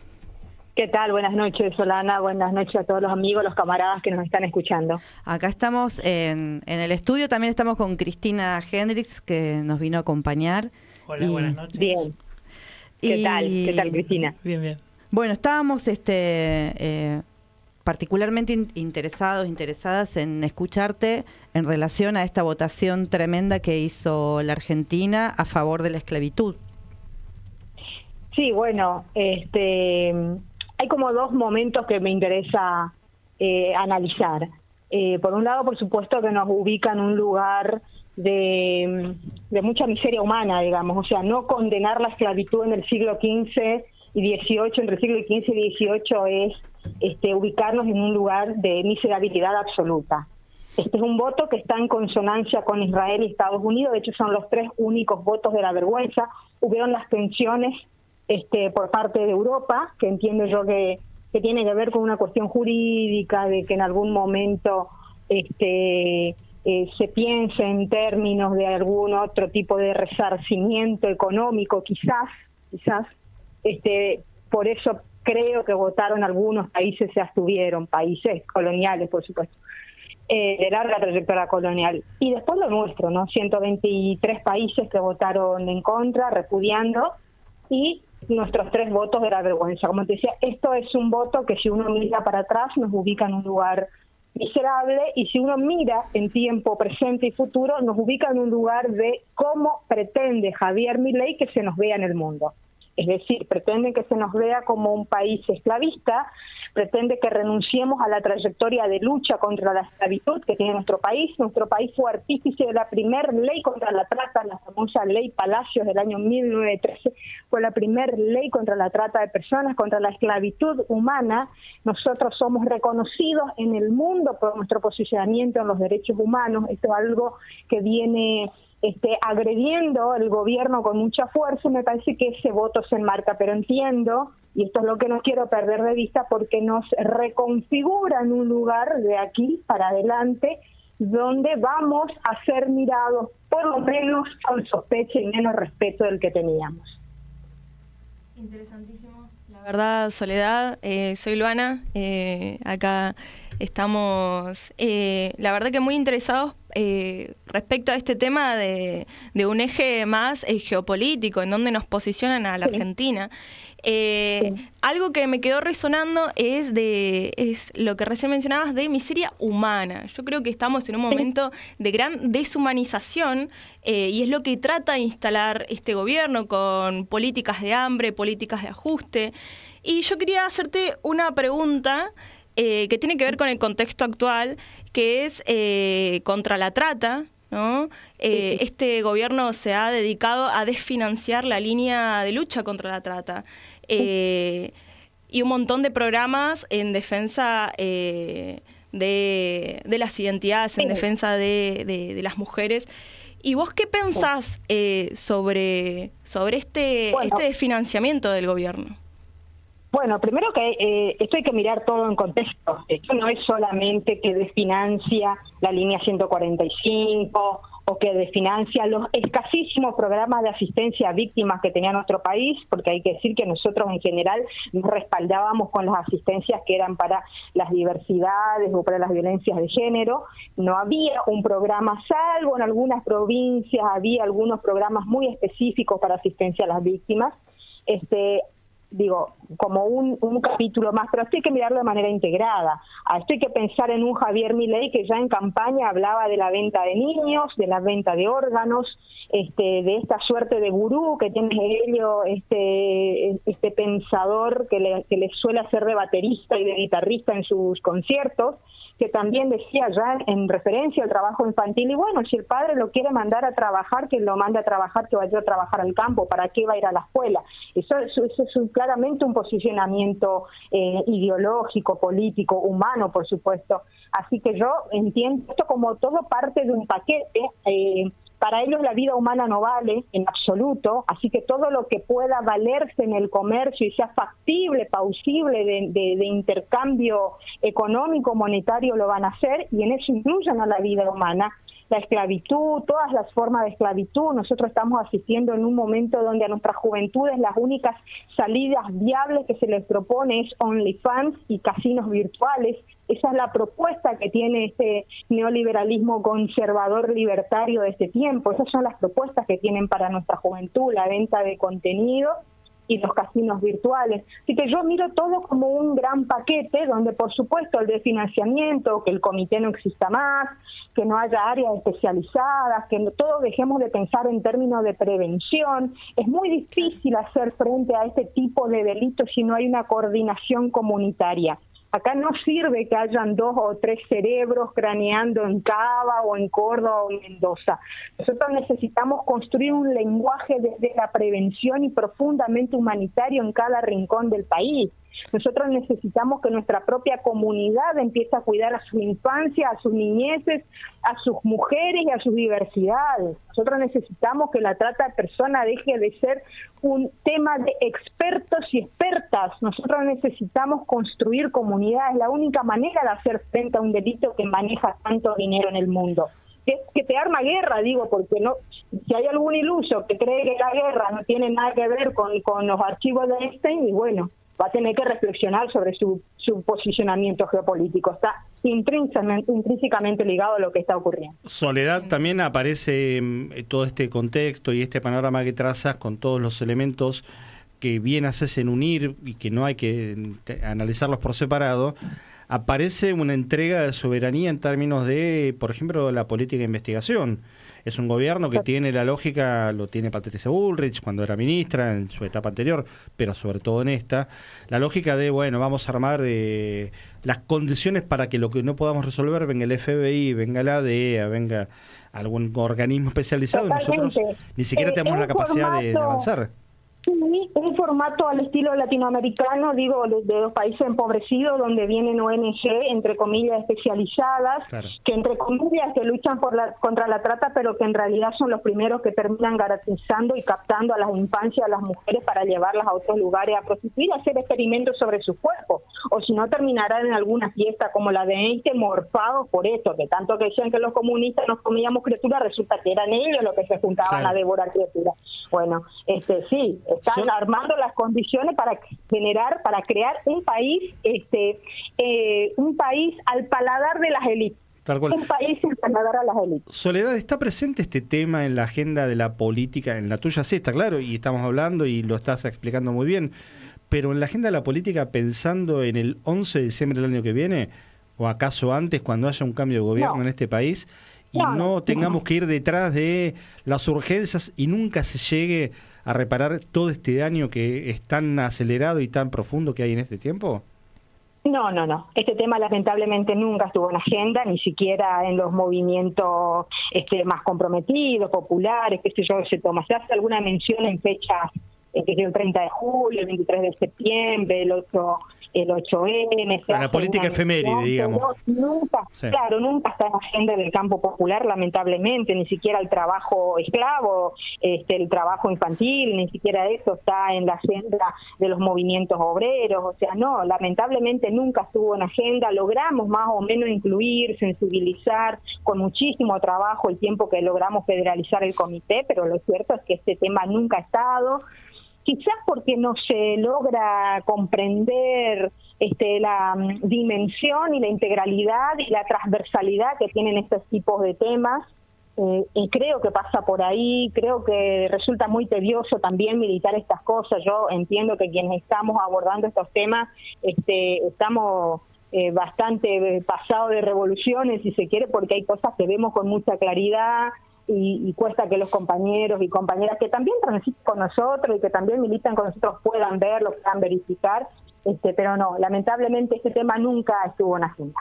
Sole, mira, pensaba hace ya 24 años de la desaparición de Marita Verón, y bueno, y cómo su mamá fue logrando instalar el tema, y esto que vos decís de que poco y nada está en la agenda del movimiento popular y muchas veces hasta del propio movimiento feminista, esto también sucede.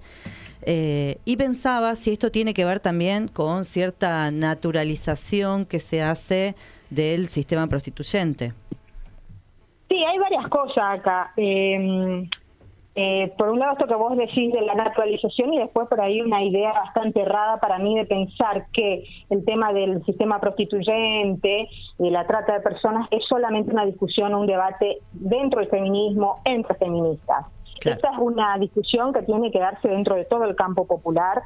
El tema del consumo de la prostitución tiene que corroer el corazón de nuestros compañeros militantes también, tiene también que estar incluido dentro del lenguaje y la discusión. Si nosotros esto lo cerramos a una discusión del feminismo, realmente estamos primero perdiendo la visión de lo que se está discutiendo. Así que eso es lo primero. Y lo otro, con respecto al caso de Marita Verón, mira, yo soy de las que cree que hay crímenes que te marcan épocas, hay crímenes que son epocales. Yo con el tema con mi ley te pondría dos casos para mí paradigmáticos, el triple narcofemicidio de estas pibas, sí, que también estaban en prostitución algunas, que eran prostituidas, y después el caso muy reciente del pibe en San Cristóbal, en Santa Fe. Son crímenes epocales.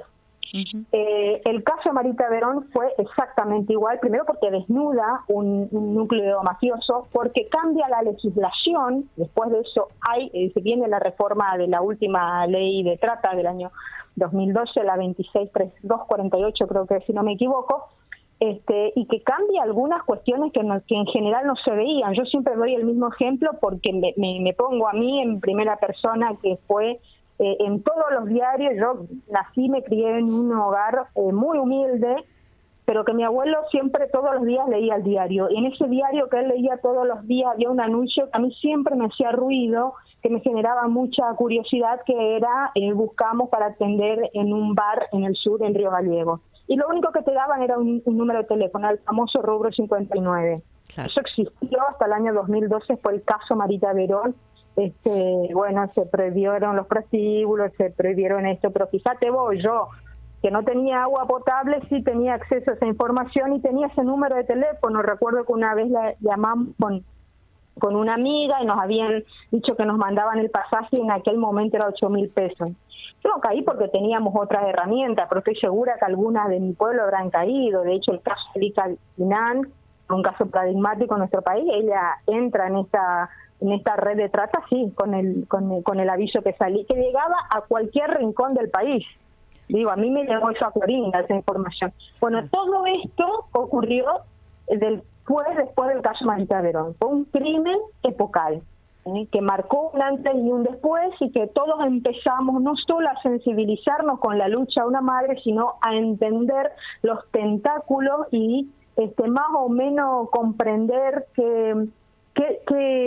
cuán involucrado estaba el sistema prostituyente con estos enquistados históricos en el poder y en los pueblos o provincias rurales.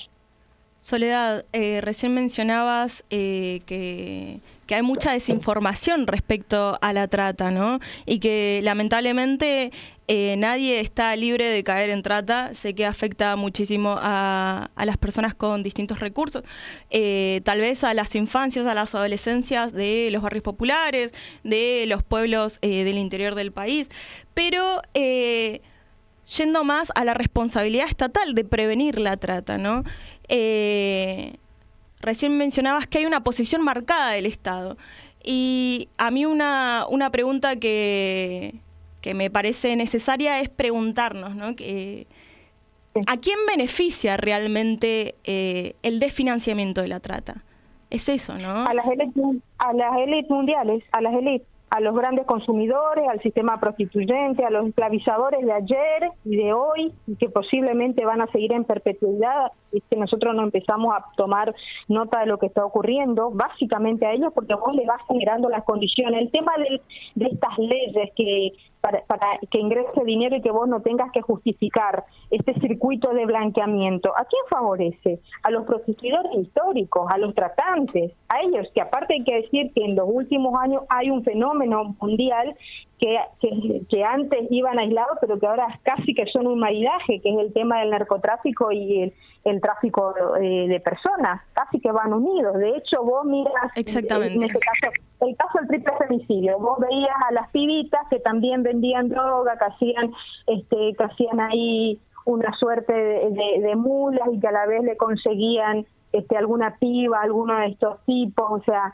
está todo el tiempo entrecruzado el delito, este tipo de delito. Así que básicamente son ellos los que se benefician y se pensó, yo digo que las élites cuando piensan, porque Javier Milei en definitiva es un títere de todo esto, cuando piensan y reformulan el rol que tiene que tener nuestro país, piensan en un país en estas condiciones, piensan en un país que exactamente, que lave el dinero a estas personas y que tenga primero un cuerpo legal que les garantice este lavado de activos. De hecho, fue destruida la unidad de investigaciones financieras, es decir, todas las áreas especializadas que tenían que ver, porque detrás de la trata de personas hay un delito económico, digamos, o sea, todo lo que hacía el seguimiento, la ruta del dinero, todo eso quedó desarmado porque han desarticulado las áreas que justamente se dedicaban a eso. Entonces pretenden que uno se enoje con una piba desesperada que está en situación de prostitución y no veamos la magnitud de la mafia estatal e internacional que está detrás de eso. Soledad, te agradecemos muchísimo este rato de charla, vamos a seguirla, el tema por supuesto es complejo, nos has ayudado a entenderlo de una manera muy clara, muy didáctica, eso es importante también, hay que tenerlo en la agenda, hay que tenerlo presente y por eso la idea de convocarte me parece que nos queda corta y vamos a volver a llamarte si te parece bien. Sí, por favor, no hay problema. Te mandamos un saludo grande, ¿eh? Vale, un abrazo para todos ahí. Gracias. Chau, chau. Es Soledad York en la provincia de Formosa, es abogada, feminista, es integrante del Partido Comunista y además fue en realidad, hasta que se desarticuló, la rajaron, delegada del Comité contra la Trata de Personas, que tenía representación federal en las provincias. Y Milei lo desarmó. Lo desarmó al comienzo de la gestión, evidenciando una de las primeras cosas que hizo. Claramente todo esto que nos contaba. Cristina, y ya enganchamos en la segunda parte con vos, tenés una mirada sobre este tema también. Sí, primero escuchando la cantidad de información, el conocimiento profundo del tema, y me vino a la cabeza señalar esta contradicción, esta hipocresía de llamarte libertario y votar por la esclavitud, de decir a una ley llamarla de bases en un eufemismo de querer hacerte parecer que sos Alberdi, el que es una constitución liberal y una constitución que establece la prohibición de la esclavitud y que sos libre por el solo hecho de pisar el suelo argentino, y votar por la esclavitud. Un eufemismo de llamarte liberal cuando bien lo está diciendo Soledad, es un feudalismo oscurantista y esclavista. De liberal no comparto las ideas del liberalismo, pero de liberal nada. Claro. Ni siquiera. Ojalá fueran. Ojalá claro. Tendríamos garantía. Y entonces también asociado a esto de tirar un relato de cortina de humo, donde la culpa de los crímenes no son las redes mafiosas, la vinculación del submundo con el poder policial, con el poder judicial, con el poder político, sino que el crimen se resuelve en una lógica muy simplista de más policías, más represión, menos derechos para los sectores pobres, marginados, los históricamente perseguidos por por las fuerzas represivas. Si ponemos más policías, no va a haber más droga. Cuando sabemos que no es cierto, es decir, yo hoy me pongo con Solana a vender droga acá en la esquina, a la media hora me llevan, pero la policía sabe dónde se vende droga y no los detienen. Entonces no hace falta ser Einstein para darse cuenta que algo ahí está haciendo ruido y que la cuestión es un poquito más compleja que venir con un discurso represivo, sino con un discurso de desmantelar la corrupción, que es una deuda que tiene la democracia todavía con la Argentina, ¿no? Se juzgó a los genocidas, se llevaron los juicios, se los trata de condenar más allá de lo que esta temática trae actualmente, ¿no? Que la corrupción está muy ligada a la impunidad, ¿no? Totalmente. Y esto, bueno, la democracia todavía no se ha animado a plantearlo. Cuando gobiernan los servicios de inteligencia, cuando gobierna el submundo y te aprietan a alguien que propone investigar y desmantelar el crimen desde su origen, que no es de abajo hacia arriba, es de arriba hacia abajo, o sea, que hay una connivencia. Y que termina apretando inclusive a este gobierno. Ninguno creo que los que estamos acá vamos a defender a Milei y a sus negociados, pero parte de lo que le empieza a pasar con el caso Libra y Adorno y demás, tiene que ver con el apriete de lo que él no supo, no quiso, no pudo, claramente en ninguno de esos casos, desarmar que ese es un mundo de el poder real. Lo preguntábamos a Guadalupe Godoy la semana pasada, ¿no? La vinculación servicio de inteligencia, poder judicial, que es regla hace décadas en Argentina, hay excepciones, por supuesto, como toda regla, pero que condiciona aún este tipo de gobiernos. Si hay que defender a alguien hoy en ese escenario de malos contra malos, claramente el gobierno de Milei está siendo extorsionado hoy por ese poder. Decíamos que son gerentes de la administración pública y como tales el poder real, bueno, la semana pasada, gerentes del poder en sí, y también que es una problemática estructural, tanto la corrupción como el narcotráfico, como la trata de personas, son problemas estructurales que afectan y han afectado a todos los gobiernos, en mayor y en menor medida, quienes han podido poner más límites y quienes no. La verdad que es algo difícil de desglosar. Sí, quien pone el límite la paga, va preso. Claro. Y hay un tema con los consumos, ¿no? Lo decía Soledad en la nota hace un ratito, y el debate sobre el cliente, ¿no? El cliente de la droga, el cliente de la prostitución.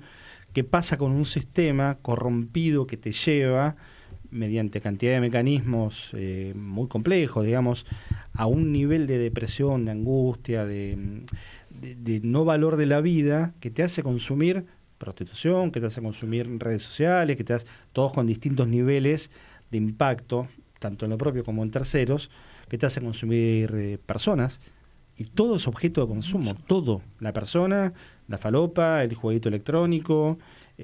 Tenemos un jefe de gabinete hoy acorralado por la torpeza inclusive del corrupto advenedizo, ¿no? Vamos a llamarlo de esa manera, por lo bruto además de chorros que son, que hasta hace un par de sábados atrás, antes que salte esto, se la pasaba jugando los jueguitos, un tipo de 40 y pico de años.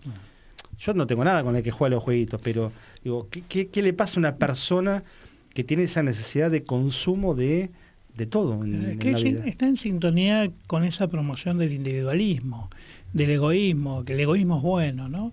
Y me aíslo, y bueno, tenés que llenar la falta de vínculos, la falta de redes, la tenés que llenar consumiendo, como decís vos, lo que sea. Si tenés para pagar, pagas, y si no, el sistema te empuja a conseguirlo de alguna manera. Finalmente, el adicto es un enfermo y el otro este capitalismo también. Que necesita de alguna manera alimentar consumos, y ya no son los consumos clásicos, sino que es todo este mundo tan perverso. Es un consumo constante de todo, de lo que sea, sin horarios, y si se puede consumir, ya sea redes sociales, constantemente, ya dormidos también, mejor, ¿no? Para este sistema en el que estamos viviendo actualmente. Lo que sí es necesario, yo le hago una diferencia en contextos de crisis, ¿no? En contextos de crisis, los casos. de consumos de sustancias, los casos de consumos, no sé, en juegos, los casos de distintos tipos de consumo que puede haber, afectan más a una sociedad que está hundida en la crisis. Y lo vemos con el caso de la prostitución, en el caso de OnlyFans, hoy recién lo mencionaban, y que está profundamente agudizado por la crisis. Y fíjate cómo sistemas socialistas, llamados por Milei comunistas, que no son socialistas, como España, que trata leyes de limitación a los menores, para proteger a los menores en el uso de las redes sociales, y por el contrario, del otro lado del Atlántico, de este lado del Atlántico, pero al norte, Estados Unidos, prohíbe los espectáculos de drag queen para menores, ¿no? O sea, el problema son las diversidades, no es las redes que hacen grooming, que captan menores. El problema somos nosotras, las personas trans. Y también aquí ellos se quieren llamar como progresivos, justifican en algunas redes, el troll de ellos justifican los bombardeos en Irán diciendo es un pueblo retrasado, oscurantista, está contra los derechos. En 1983 el Ayatollah Khomeini reconoció a las mujeres trans. O sea, nosotros en Irán somos consideradas mujeres, en Estados Unidos no. ¿Qué pensás? Porque esta pregunta me quedó de la primera parte de la charla con Cristina. ¿Qué pensás que le jode a un gobierno como el de Milei acá en la Argentina, de las diversidades, de quienes se asumen con otra identidad? En el fondo, ¿qué es? Digo, ¿tenés una explicación desde lo sencillo, lo sensorial, a lo más complejo? Sí, algunas hipótesis, ¿no? Dos explicaciones. Una, ser trans es rebelarse contra las reglas cis-hetero, el sistema cis-heteronormativo, y bueno, personas que se rebelan y son libres no es un buen ejemplo en un sistema feudal de dominación y de control como el que propone el feudalismo, los tecnofeudalismos y lo que se viene en el mundo con la derecha. Y por otro, la necesidad de un enemigo, ¿no? Lo tuvo Hitler. A ver, todos los que estuvieron en los campos de concentración del nazismo, del Tercer Reich, eran, salvo los judíos, el resto seguimos otra vez en la mira de esta nueva derecha. Los comunistas, las personas LGTB, los extranjeros, los gitanos, los negros, y somos los enemigos de la humanidad, del sistema, y destinatarios de una persecución legítima. Lo único que ajustó el nazismo es que ahora se hizo amigo de Israel, o el gobierno de Israel se hizo nazi. Pero decías hace un ratito que lo que vos analizabas era que la tendencia a la persecución específica del colectivo, al colectivo travesti trans, estaba de alguna manera impulsada por una corriente fundamentalista, religiosa, pero que también construía un argumento de retroceder a la idea de patologización. Sí. Y lo pienso con la gravedad de que está ahí en caliente la propuesta de reforma de la ley de salud mental en la Argentina. Sí, que es peligrosísimo. Está en coherencia con esa línea. La ley de salud mental prohíbe hacer diagnósticos en base a la orientación sexual o a la identidad de género de las personas, ya se deje en la libertad del paciente, y la internación compulsiva es una excepción que tiene que estar debidamente justificada, y pareciera que esto apunta, por lo que estuve leyendo, todavía no vi el proyecto, a invertir esas cuestiones, ¿no? Claro. Y darle eje. La familia considera que el descarriado, la persona trans, claro, lo puedo enjaular bajo la etiqueta de patología mental. Y que la voz la va a tener el médico. Sí. En decidir si esa persona entonces es enjaulada. Enjaulada. Contanos de la justicia, pero no de la justicia como ideal, sino de lo que comúnmente se llama la justicia, y uno tiene que aclarar todo el tiempo el Poder Judicial. Sí. Lugar complejo, si los hay, ¿no? Sí. con todas las contradicciones que hablamos hoy, están ahí expresadas de una manera. Es un sistema civilizado o pretende ser un sistema civilizado de resolución de conflictos. En vez de que la gente se agarre de trompada, ir a un tercero imparcial que diga o pato o gallareta, claro, tiene razón y no tiene razón el otro.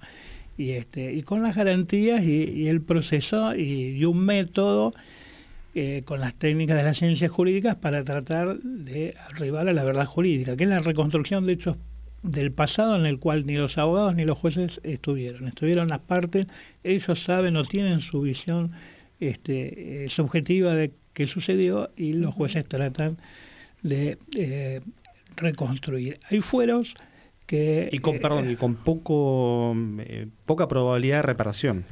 Salvo una reparación económica. Material, solamente eso, material, porque el resto no se vuelve para atrás. No claro. Hay justicia. Es importante esto para pensar el porqué de la sensación de impunidad que tenemos como sociedad, sí, ¿no? De que, no hay justicia. ¿Viste que todo el tiempo nos pasa? Claro. Sí, hablamos de la justicia como ideal, la estatua de mármol con los ojos vendados, no, evidentemente no. Claro. Somos seres humanos que tratamos de resolver con nuestros aciertos y nuestros errores y nuestros sesgos, conscientes e inconscientes, resolver conflictos. Depende del fuero y depende de la localidad, hay distintas justicias. Digamos, no hay una justicia o un poder judicial. Tenemos un poder judicial nacional, otro federal y otro en todas las jurisdicciones.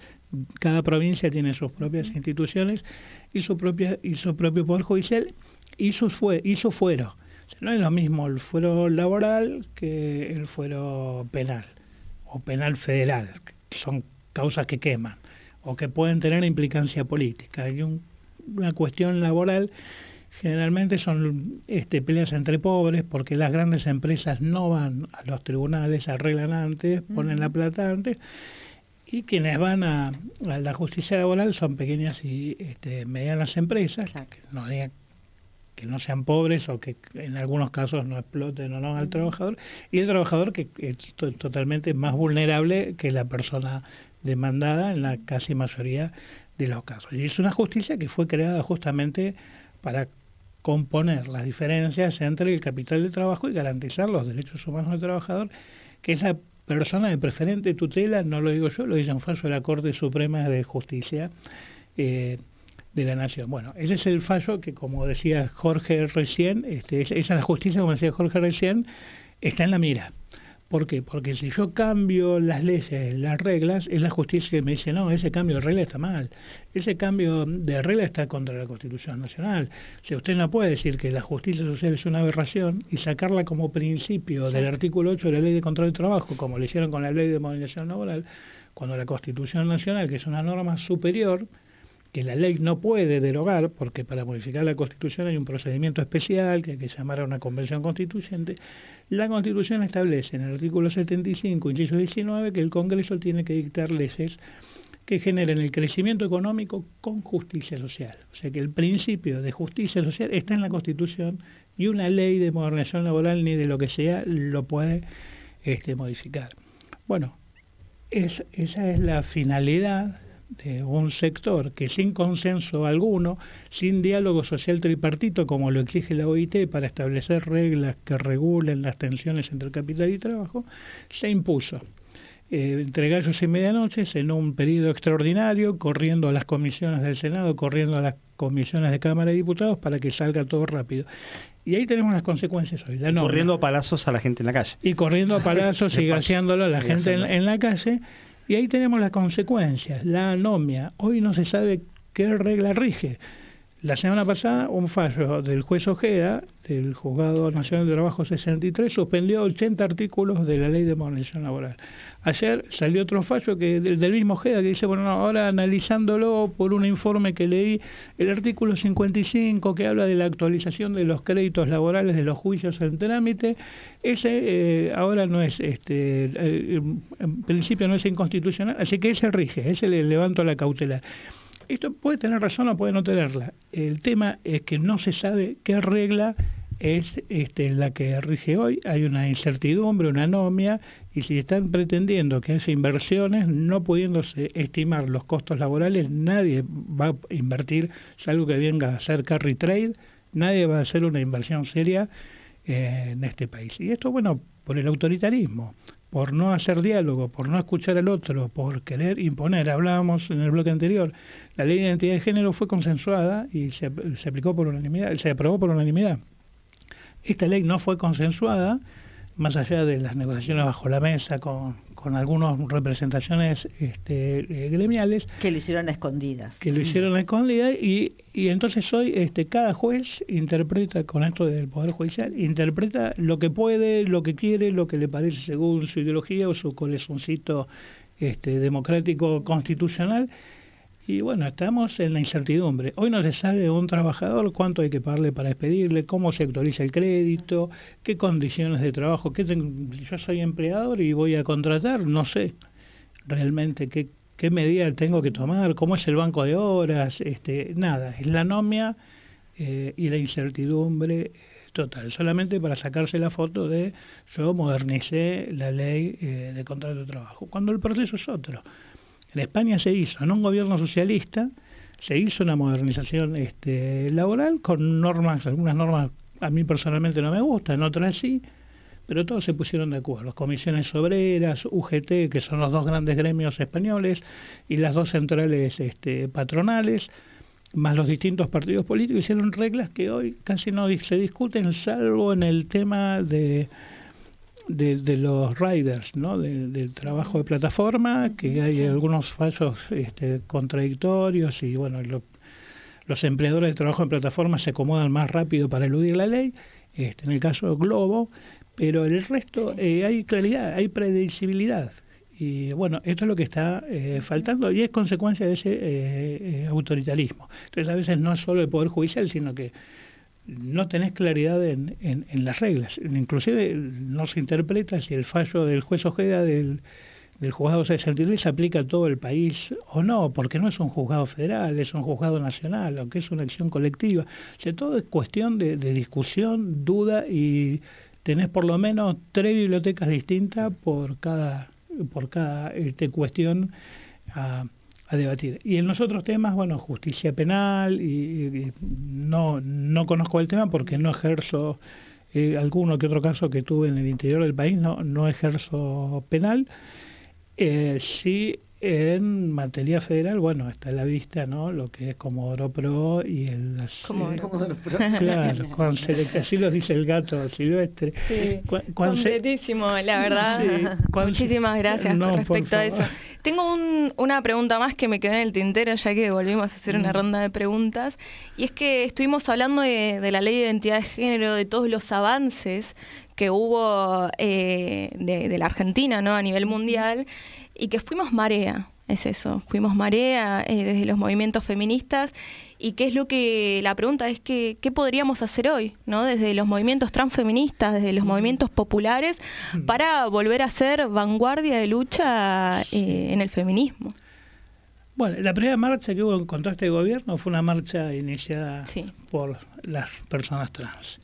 Y también la primera marcha antifascista, después del discurso de Milei en Davos, ¿no? Diciendo que son todos pedófilos. Bueno, ahora estaban hablando de Epstein y ya la cuenta. Y ahora vemos quiénes son los pedófilos de verdad. ¿Dónde está la pelota? Creo que ellos hablan de batalla cultural, que no pedimos ni quisimos, pero bueno, frente a esa batalla cultural donde ellos quieren en las redes y en los medios y en la cultura rescatar ese odio o ese prejuicio al colectivo LGTB en general y al colectivo trans en particular, creo que lo que tenemos que hacer los militantes del movimiento colectivo es frente a la batalla cultural, la guerrilla cultural. Responderles en las redes, no darles espacio, no dejarlos a cada pavada que dicen, que en un lenguaje o que pareciera que tuvieran todos el mismo libreto o son trolls con frases efectistas. Yo estoy por la verdad, yo estoy por la biología. Bueno, le andás diciendo por la calle a un hijo adoptado, vos no sos hijo. ¿Por qué te la agarras conmigo? Si es cierto que es la verdad o tenés algún... Bueno, y así cada estupidez que dicen en las redes, contestarles permanentemente y no dejar de estar en las calles, no dejar de volver a esa marea verde, más allá de la represión, de los gases, evitarlo, si se puede evitar, se puede hacer marchas rápidas, decir, hoy nos juntamos en tal lugar, lo hacemos rápido. Tener una táctica, digamos, de acción rápida. De acción rápida. Tal cual. Sí. Le preguntábamos a Soledad, y ya nos queda poquito tiempo, y la verdad que primero agradecerte que hayas venido a acompañarnos todo este rato. ¿Qué temas faltan en la agenda de la política pensando, yo insisto con esto, en el 11 de diciembre del año que viene o antes? Sí. O antes, si hay un cambio de gobierno. Sí. Porque después llegamos tarde, después llegamos sobre la hora y va a haber que reconstruir mucho en este país, en lo económico, en las urgencias, en lo macro, en los tejidos sociales, pero... Hay que empezar a discutir programas. Pero ¿por qué no discutirlo desde ahora? Digamos, Sí. ¿cuál es la silla? Te sentás en la silla esta, en esa mesa de la discusión. ¿Qué pones ahí arriba? Bien, primero quiénes se sientan en la mesa y después qué ponemos en la mesa. ¿Quiénes se ponen en la mesa para destruir a Hitler? Y esto es un movimiento internacional, lo que estamos viendo, del cual Milei es un emergente y por lo que vemos en el mundo tiene algunas coincidencias con el Tercer Reich. Para destruir a Hitler se tuvieron que aliar Stalin, Churchill y Roosevelt. Lula lo entendió y se sentó con quien quizá en otras circunstancias no se hubiera sentado. Y con votantes en contra de Dilma Rousseff, él tuvo que pactar y sentarse y hay que unirse. Y fue la forma para vencer muy finito a la derecha de Bolsonaro. Y creo que eso es algo que los dirigentes de la oposición o los antifascistas tienen que tener en claro. Bajar un poco las apetencias personales de poder, rescindir un poco sus aspiraciones de sus plataformas propias. Igual, perdóname, no te quiero contradecir, sí, pero ni apetencia de poder ni plataformas se estarían notando demasiado por estos días. Hay que rascar mucho, te seguimos. Apetencias puede ser microtribales, sí. Tenemos casi un tribalismo político. No habría un entusiasmo de poder muy grande por estas horas. Sí, cuando la derecha está unificada, superar este tribalismo. Y algunos de la oposición que también salen a decir, bueno, pero algo de esto que está haciendo Milei había que hacerlo. Claro, y entonces le bajamos el precio a las barbaridades. Y sí creo que lo que unifica a estos distintos sectores, o debería unificar, frente al avance del tecnofeudalismo en contra de la democracia, o lo que fue la socialdemocracia de la posguerra europea del siglo pasado, es el régimen constitucional. Es defender la Constitución y expresamente van en contra de la Constitución. Cuando yo digo la justicia social es una aberración, yo estoy yendo contra la Constitución. Cuando yo voto contra la esclavitud, yo estoy yendo contra la Constitución. Entonces, a mí me parece que ese quizá el sostener y defender la Constitución, que quizá fue lo que le faltó a la clase política en el 76, y hoy con una Constitución reformada como la del 94, que es mucho más democrática y que tiene incorporado tratados internacionales de derechos humanos, me parece que la plataforma debe girar alrededor de esa cuestión. Queremos un sistema democrático, no un sistema autoritario, no un sistema que le pegue a los viejos ni le tire galles a los niños, un sistema donde se puedan debatir las ideas, más allá de las ideas que vos tengas, que las leyes sean el producto de negociaciones de ideas, de análisis de problemas y no de mandar fondos a las provincias. Creo que tenemos que más o menos posicionarlo un poco, que fue quien frenó, el primero en frenar a Trump en estas locuras del último mes, fue Pedro Sánchez. Y dijo, yo no me someto. Entonces también no subordinarse, copiar la desobediencia al poder, la resistencia al poder. No podemos obedecer esto. Nos has dejado pistas interesantísimas. Buenísimo, sí. Te digo la verdad, cierran las compañeras, yo lo último que digo antes de saludar, la defensa de la Constitución hoy tiene características revolucionarias en Argentina. Sí. Aún la revolución, la Constitución del 53 con todas las reformas, digamos. La Constitución liberal termina siendo hoy revolucionaria. Sí. A mí me quedó algo que dijiste, que fue la guerrilla cultural. es esto. Es tomar más posición contra los discursos de odio, ¿no? Que calan en lo profundo de la sociedad y matan. Es eso. Y contra eso, una gran guerrilla cultural. Así es. Bueno, muchísimas gracias a ustedes, Cristina, chicos, la pasé por haber lindo, compartido este cómoda. momento. Para nosotros siempre es un gusto enorme poder charlar con vos. Lo mismo para mí, muchas gracias. Nos acompañó Cristina Hendrikse, ¿lo pronunciamos bien? Hendrikse, sí. Hendrikse. Prácticamente en todo el programa fue un placer, gracias. Guille Guerra, Pablo Fernández del otro lado, Luana Haidt. Termines lindo el día. Gracias. Pablo, marcamos mi nombre. Solana López, será hasta el martes. Hasta el martes. Que tengan una buena semana. Nos encontramos otra vez aquí en Radio Con Aguante. Síganos en las redes, @Radio Con Aguante y @Informe de Pájaros. Chau. Radio Con Aguante.